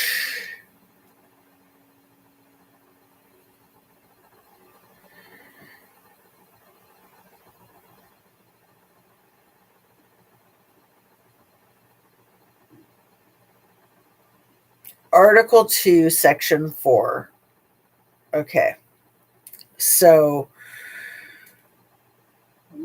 it's the 25th Amendment, Article 2, Section 4. There. Are you guys... I don't know if you guys were confused or if it's just me. So let me throw the pen to the ground so that I can't write. Here's another one. Okay.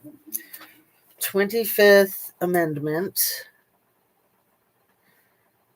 second, what did I just say? Article 2, Section 4. Okay. Gotta commit this to memory, you guys. 25th Amendment, impeachment and treason, impeachment for treason, Article 2, Section 4. So that's where they can get JD out of there and all the effing criminals like Hegseth and Caroline Leavitt, all of them. Marco Rubio, out. Mitch McConnell, especially you, MFer. Yeah, healthcare or kid care. Yeah, child care is so effing important. Our children are our future. Come on. Come on. Everything is out of control. It's kind of strange with the April 1st thing. Yeah, it is. 100%. Second Amendment, Section 2. Thank you, Anna Bees. Right. Article 2, Section 4. Yeah, so 25th Amendment, Article 2, Section 4. Thank you, Billy. You're right. Yeah. I know it's so freaking hard to keep it straight. Got to commit it to memory because we got to get it done. And I'm going to be paying a lot of attention to Lev Remembers and Jessica Denson. And I'm going down to DC at the end of next month to see my kids. So I might just camp out at the Capitol. Maybe I'll do an Occupy DC kind of thing. If other people are doing it, I might just, you never know. For a few reasons in my mind, I never liked the eat the rich saying. I don't mind it. I haven't been reading it out loud because I know it's controversial. So I don't mind it at all. because I don't think it's like literal. It's figurative. If it were literal, then I would mind it definitely, because that's just gross. Um, but yeah, I mean, I think that that's a huge part of the whole crazy with the Trumpstein files. I think that's a huge part of it that they don't want anyone to see. And that people can't handle it. I mean, even though it's been released and a lot of channels have talked about it, like people have backed way off. Like we'll just focus on the SMEX abuse of the underage girls. Because I mean, as gross as that is, it's some of the least repugnant crap in those files, I'm afraid. The forced childbirth and then disposing of bodies, allegedly. I mean, in my opinion, there's a lot of that on the island, and there's a lot of that in New Mexico at Zorro Ranch. The way Virginia Giuffre wrote about when she went on a little adventure at Zorro Ranch, and little E wasn't even there. I think he was back in New York. I can't remember if Jiz was there. You know, there were some people there, but she wandered off. She didn't go off of the property, but she got in a lot of trouble for that and made little E very nervous, very nervous. Like he was like, "Where did you go? What did you find?" And I don't think she said that there were bodies out there, but I think that's what she was alluding to, and I think that's why she went into great detail. Because remember, she had to be really careful about what she wrote in that book, or they might have killed her. Wait, she's not alive. So yeah. Uh,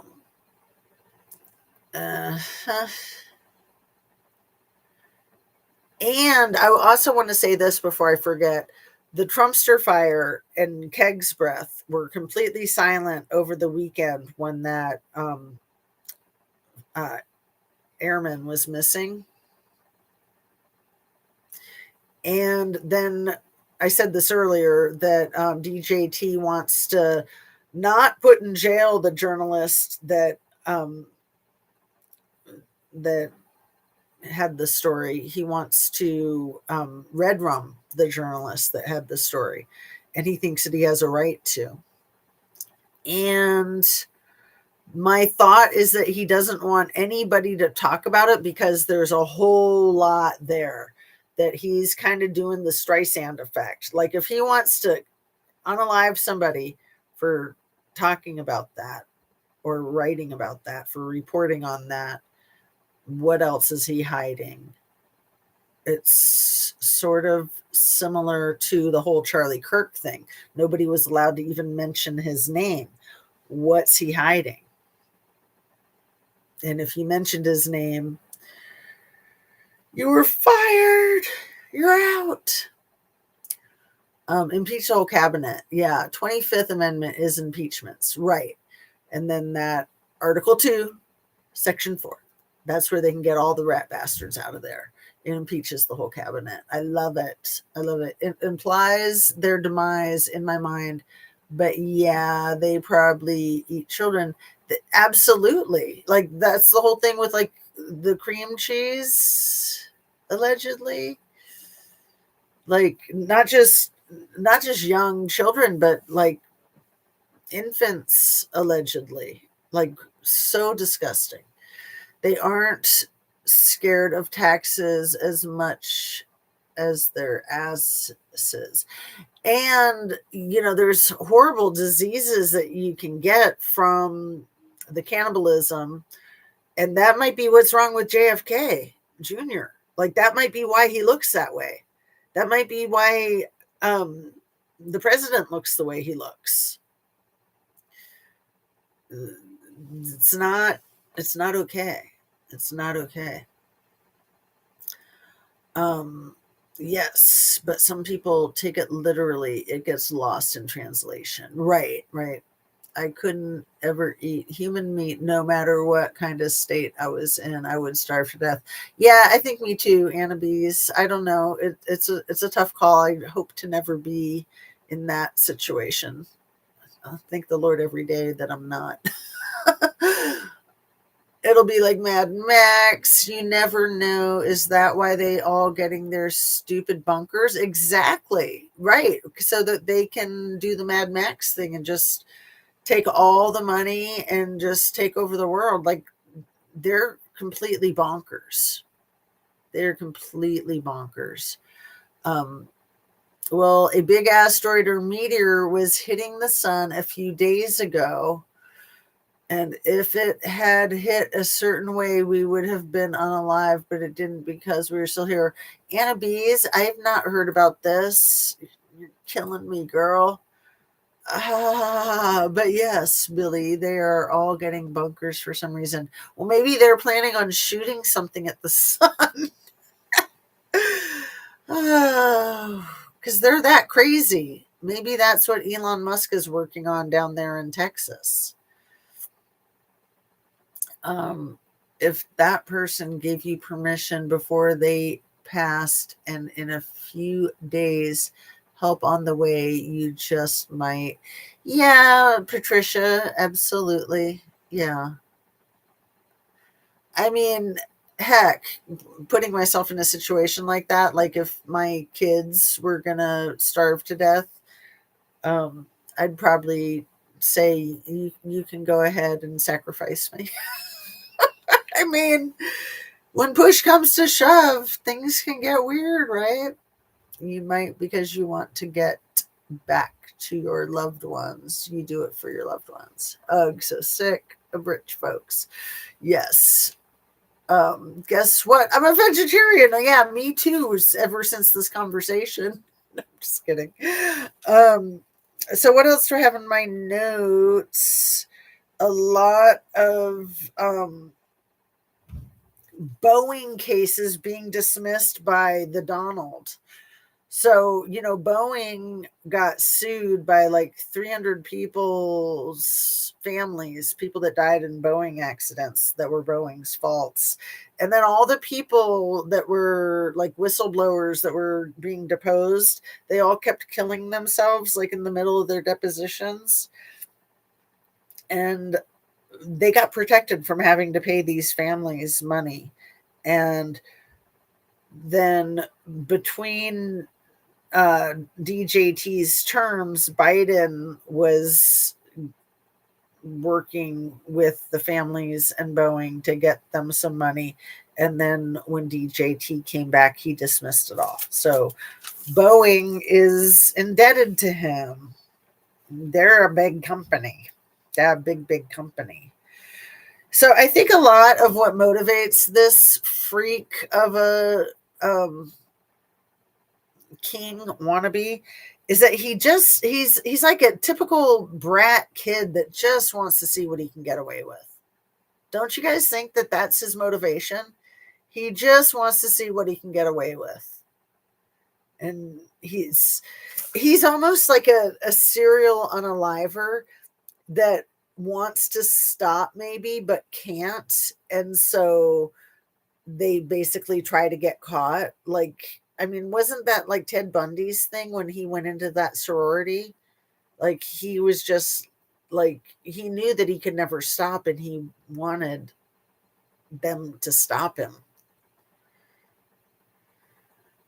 I feel like that's where this president is right now with all of his crazy crap with the war shit. But absolutely, the war shit is just a distraction from the Trumpstein files. So I think it was like February 24th when some more evidence surfaced about that teenager that was like 13 or 14 when he abused her and she bit him on the mushroom and he smacked her around and all that crap.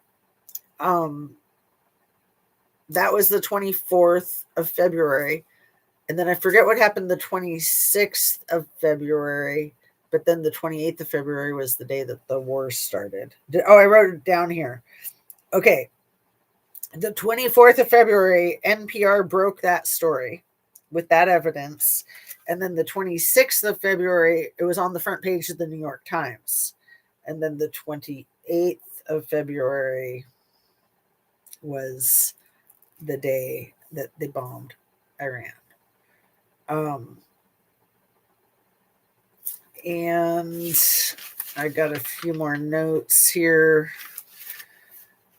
It is really weird to me, too, that the 165 or so girls that were blown up in Iran on that first day, that's so sick, on the 28th.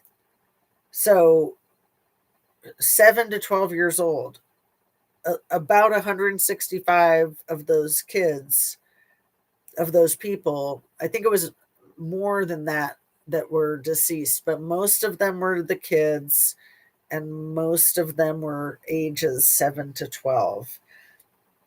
Does it not seem like a coincidence?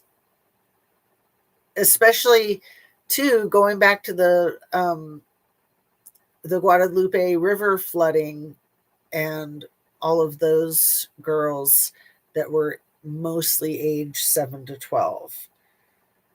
And that, I want to say that was like 25 girls. I've like broken down all the numbers on that. Let's see. How many kids drowned? What was it called? Camp Mystic. And especially weird that a lot of like presidents' family members have gone there over the years. How many kids drowned at Camp Mystic? And then the money that little E had donated to that, 27 people, primarily young campers. Yeah. Disgusting. Oh, I'm missing some comments. I'm sorry. Set up a perimeter at least half a mile out from the main building. I have a shotgun. Oh, what did I miss? Dig out the basement and tunnels for escapes. Are you guys talking about making bunkers? Do you eat them? Build into side of mountain or hide our presence more? And fishing too. I'm so hoping you say yes. I have, as a kid, there's no mountains in my area of Missouri. It's not hard, but shotgun practice. We got to hide our presence or they'll take all of our resources. Oh, my dear. It reminds me of like Y2K. Like we were all freaking out like that. We lived like in the heart of Seattle on Y2K. And that's what everybody thought, is that it doesn't matter if you have food and water. If you don't have firearms, people will come and take your food and water. But there are underground caves everywhere. Oh, a cave would be great, but they'll find the cave because it's on the map. I hope we're not looking at a situation like this, you guys. I hope. I think that this rat bastard in the office of the president, he wants to scare everybody to death. He wants us all to think that that's what's happening.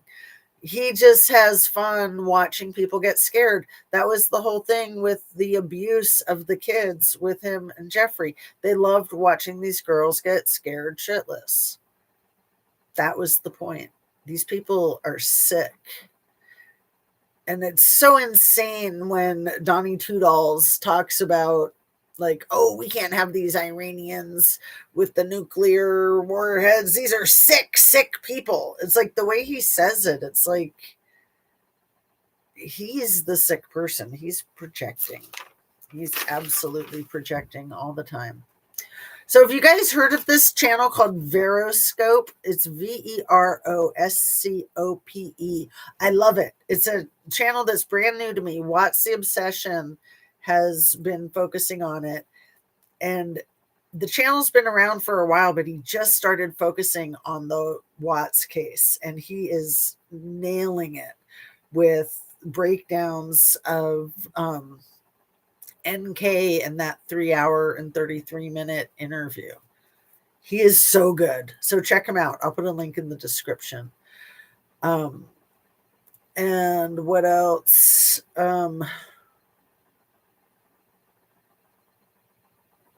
So John Larson of Connecticut filed 13 articles of impeachment yesterday. If you want to do something, I was taking notes. I think it was Jessica Denson who said that you could do this. And I'll try to put it in the description too, that we can demand House resolution immediately when the House is back in session at 11:55. That's like a code for some legal action or something. Rule 9 to force a vote for impeachment. And the phone number that we can call. Are you ready? You got a pen? Like I said, I'll put it in the description also. It's 202-224-3121. And I'll just read it one more time, even though you can rewind the video or try to get a timestamp. Where are we at? We're at 1 hour, 55 minutes, and 31 seconds, if you're coming back to look for it. 202-224-3121. So to try to force a vote of Rule 9, 11:55 House resolution immediately when the House is back in session. That's all I got for you, ladies. We can do this. And I want to say that, I feel like an activist with this situation. I kind of feel like I became an activist when I started to see corruption in government the first time around with Donnie Tudall's first presidency. And I didn't even really know what an activist was, honestly. And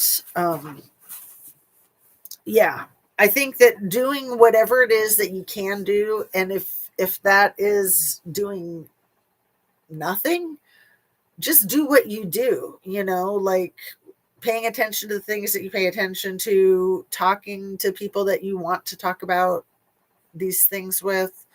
I don't feel like we all need to go to the No Kings marches, or we all need to get on the phone and call these legislators. Sure, that might be good, but to do what you're comfortable with, I think is the most important message. So I feel like this channel has kind of become some of my activism, and I appreciate you guys listening to me and interacting with me. And I'm going to sign off because it's been a couple of hours. So sending you lots of love. I missed most of your chat. I apologize. Let me see. What else did I try to catch some? I really apologize for that. Because, with my new mouse, I don't think I can.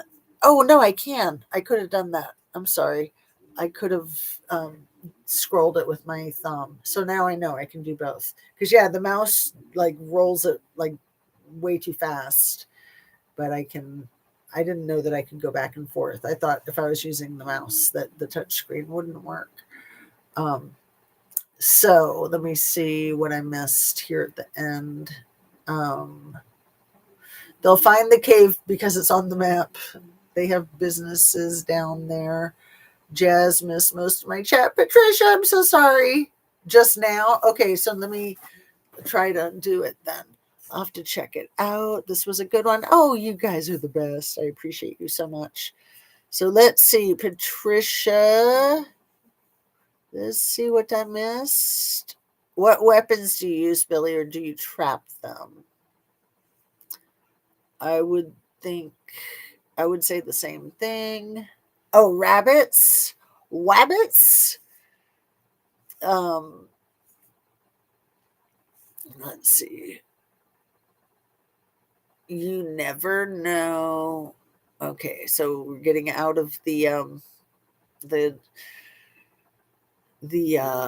long pig discussion.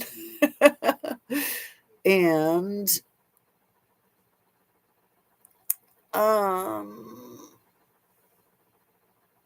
those wascally wabbits. Oh, okay, I missed that one of Billy. We'll keep chickens for eggs and start growing our food. We need to go full goats, bunnies, chickens, and gardens. I love it, Billy. I mean, that's just a good thing to do anyway, like farm to table. Seriously. So we can quit using that stupid word guoshoes. I'm just kidding. I don't know, but I would figure a shotgun. We made a rabbit trap when we were kids, but we didn't catch one. That's wild. Set up a perimeter at least a half mile from the main building. Anna B's, good for you. Yeah, see, living with law enforcement gives me some security with all of that crap. Dig out the basement and tunnels for escapes. All right, I think I caught up, did I? Shotgun practice, and I am sorry that I missed some chat, you guys. I really like to catch it all because there's always little nuggets in there, little golden nuggets. I remember a story you told when you were just married and you had problems with a cop because of your activism. Oh, I think that you might be referring to the stuff that is coming to my mind. The only time that I've had trouble with that was during the Trumpster Fires administration, and it was local law enforcement that were all a bunch of Trumpster fires, and yeah, that's what activated me, because I wasn't going to take that crap. I just was not going to take that crap, and um, I'm proud of myself for not taking it, and nobody should. Like, it's really important for people to know their rights, and really important. Um, so yeah, I think it was like 2017 when it started. It started like right around Donnie Tudall's first inauguration. It was like right hand in hand with that, and it made sense because when it's a shit show with our national government, of course it's going to be a shit show with all the smaller governments, all of like the city governments and the county governments and the state governments. And that's where we're at again. Although this time around, I think it's different because in that first administration, there were so many people that were so hog wild for this MF, this rat bastard. And it was just like off the chain. But now I think a lot of those people are realizing that they were fooled and that they made mistakes. And so they see what's happening, but hopefully it's not too late. So I don't think that, in a sense, it's kind of hopeful. I don't think that the country's in as bad as a place as it was the first time around, because the first time around there were so many maggots everywhere just promoting political violence. Like no, that's ridiculous. Like, it's just like this barbaric crap, right? And very much relates to domestic violence, very much. And then you look at these people like JLR and like Caleb Flynn and like Mike McKee with that Tepe double unaliving in Columbus. All three of those perpetrators of violence, allegedly, they're all three being accused of violence. And they're all very strong MAGA supporters. And we know Donnie Toodles was like, "What's the big deal? Man gets in a fight with his wife and smacks her around a little bit. That's not a crime. That's no big deal." I mean, he just like, he tries so hard to gaslight and warp anybody's perception of what's normal or what's acceptable. And, you know, he's already gone too far. Like all the crap I think he should be impeached with like 500 counts, but like just that post that he made on Easter morning and just the post that he made, I think it was Monday, like just those posts by themselves had enough to impeach him on. You know, like you can't threaten genocide. That's an impeachable offense by itself. As a president, you are not allowed to threaten genocide, period. The end. So, good night, good night. Yes. And yeah, I'd be happy to share more with you about that. You know, the only other time that I had trouble with law enforcement was in Seattle when I worked for the courts and I had to sue the courts because the courts were fucked up. So that was not fun, but I won. And watching these MFers lie and sweat, and it was totally worth it. I mean, it was a lot of blood, sweat, and tears. It took 4 years, and it didn't go to trial. We settled out of court right before it went to trial. But that was the King County Superior Court. That's when I became very disillusioned with the system. But I still trusted cops. At that point, I didn't trust like the courts because I saw the corruption from working there. But I still trusted law enforcement up until like 2017. And I still trust most law enforcement. I do. I still really appreciate people that do good work in that field. So, all right, you guys, good night, everybody. It happened in a parking lot and you were in my 20s. Okay, now I'm curious, Patricia, but I might have to meditate on it. I can text you about it. Give me more clues. It happened in a parking lot in my 20s.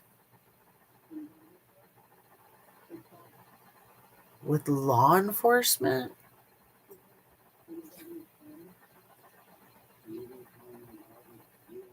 I'm totally drawing a blank. Anyway, you've been an activist for most of your life. Well, I think that I am like designed as an activist. I think you're right. But I didn't really know what an activist was until about 2017. And then I became activated. I mean, I do think I was activated before that, but not I got more formally activated, you know. Well, like with 2020 with the Black Lives Matter, I did a lot of protesting back then, but I did protesting before that with the John Crawford was a black man who was red rummed by law enforcement in a Walmart here in Ohio in, I forget what year Crawford was, but I did some activism with that too. John Crawford. So that was probably my first activism was with him. It was John Crawford the third, actually, or junior. When was that? Wikipedia. That was 2014. So, but yeah, I might be forgetting whatever it is that you're talking about in my 20s. I mean, I am totally drawing a blank. Think you were coming out of a grocery store. Oh, you've got me so curious. I was coming out of a grocery store and some cop was messing with me. No, that was in 2020. You nailed it, Patricia. That was in 2020. And yeah, I'd be happy to tell that story. But yeah, tonight we've been on for a couple of hours. Yep. Yeah, that was 100% in 2020. The guy was a total MAGA freak that lied about it and tried to pretend like he wasn't. And he was so vile, so vile. And yeah, it became a big legal matter. So yeah, I wasn't young. I was an old lady. And I had my kid with me. I had my daughter, she was like 8 years old, and I had a friend's kid with me that was like 4, and he was harassing all 3 of us, and he was on duty. He wasn't in uniform, but he was on duty. He was a psycho. He had to run for the hills. I'd love to tell you that story.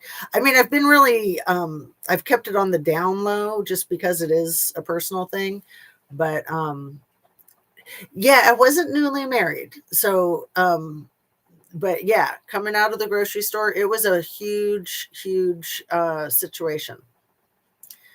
It was a bad situation. And like I said, he had to run for the hills. He was actually the police chief. He was my husband's boss. It gets ugly. It gets really ugly. So yeah, we've been married since 92, and this happened in it happened 3 days before Crawford, or not Crawford, 3 days before George Floyd. So it happened on Friday before Memorial Day, where I was harassed by a cop outside of a grocery store. And then it was bad. It was a huge, scary situation. Like I was scared for my life. And I'm a white woman, and I had 2 little girls with me. And yeah, I mean, it was an abuse of power, big time, bigly. So that was Friday before Memorial Day. And then it was on Memorial Day that George Floyd got into a situation with a cop outside of a grocery store that was a lot worse than my situation.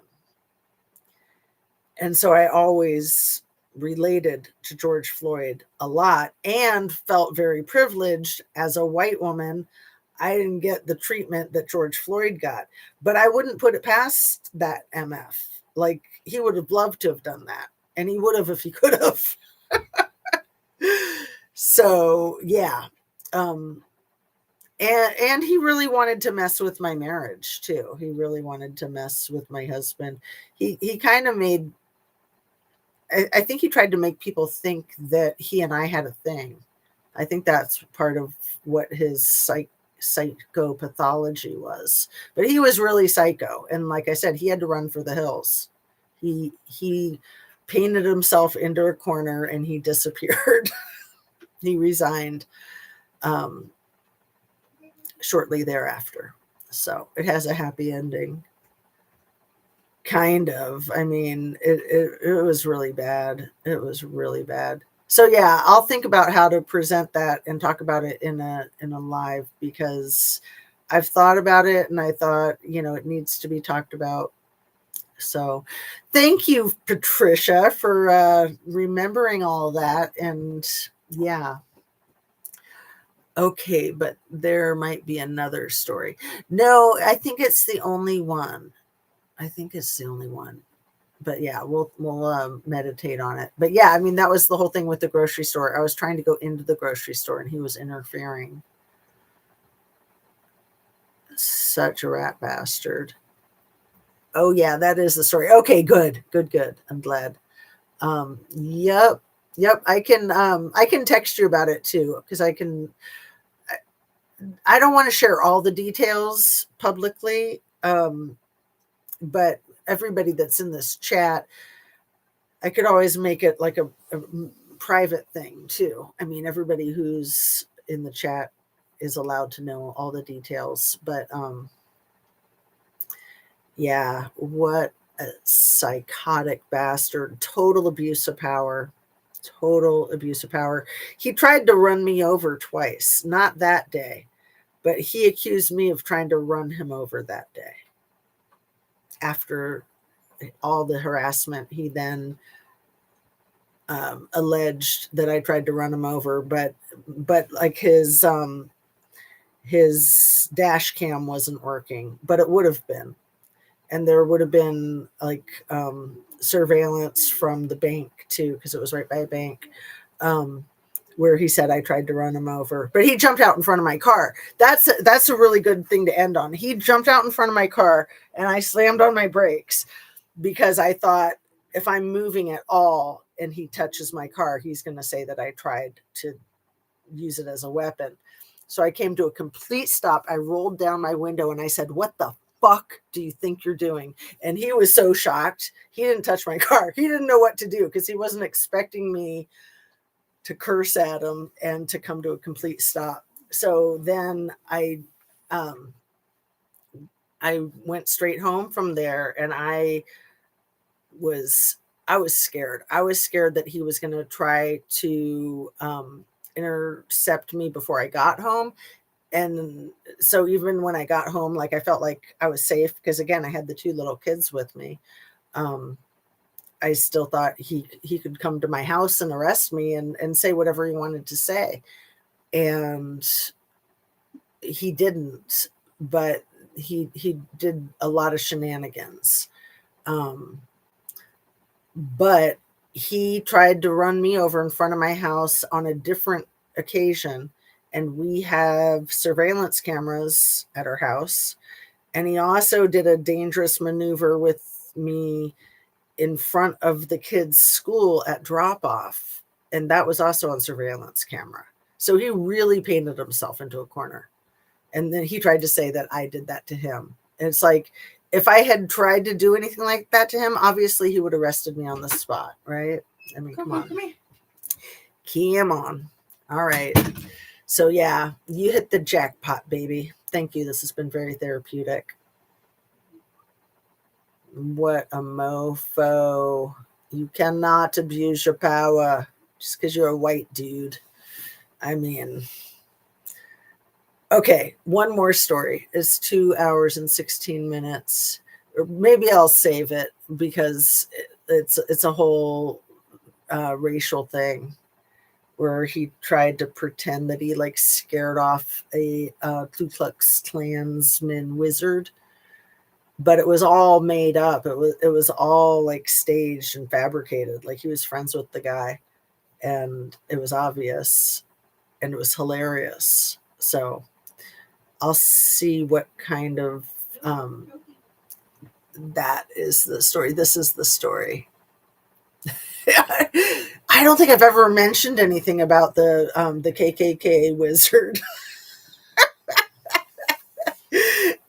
It was, he tape recorded a conversation between himself and this guy that was obviously staged. Why you would tape it, you wouldn't.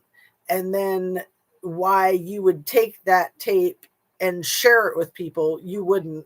But because he shared it with people, it got put on the internet. He scrubbed it off the internet, but for years it came back to haunt him. Like even after he ran for the hills. That was funny. That was hilarious. But like funny, not funny. Like he was just like the Donnie Toodles. He was always creating drama that wasn't there because he was bored. He was always creating these explosive things and then trying to be the hero fixing it when there was nothing there. So on that note, love you guys. Oh, can I use my little clicker to log out of here? I was going to do it by hand. Thanks so much for watching. And don't forget to hit your like button. I almost forgot to show the thumb. And make sure you're still subscribed. Share a video of mine with somebody that you think might like it. And turn on your notification bell to ring. We'll get through this. So awesome to see you guys. That is so scary. I'm so glad you're okay. Yeah. Mofo, don't mess with me. He was mentally ill.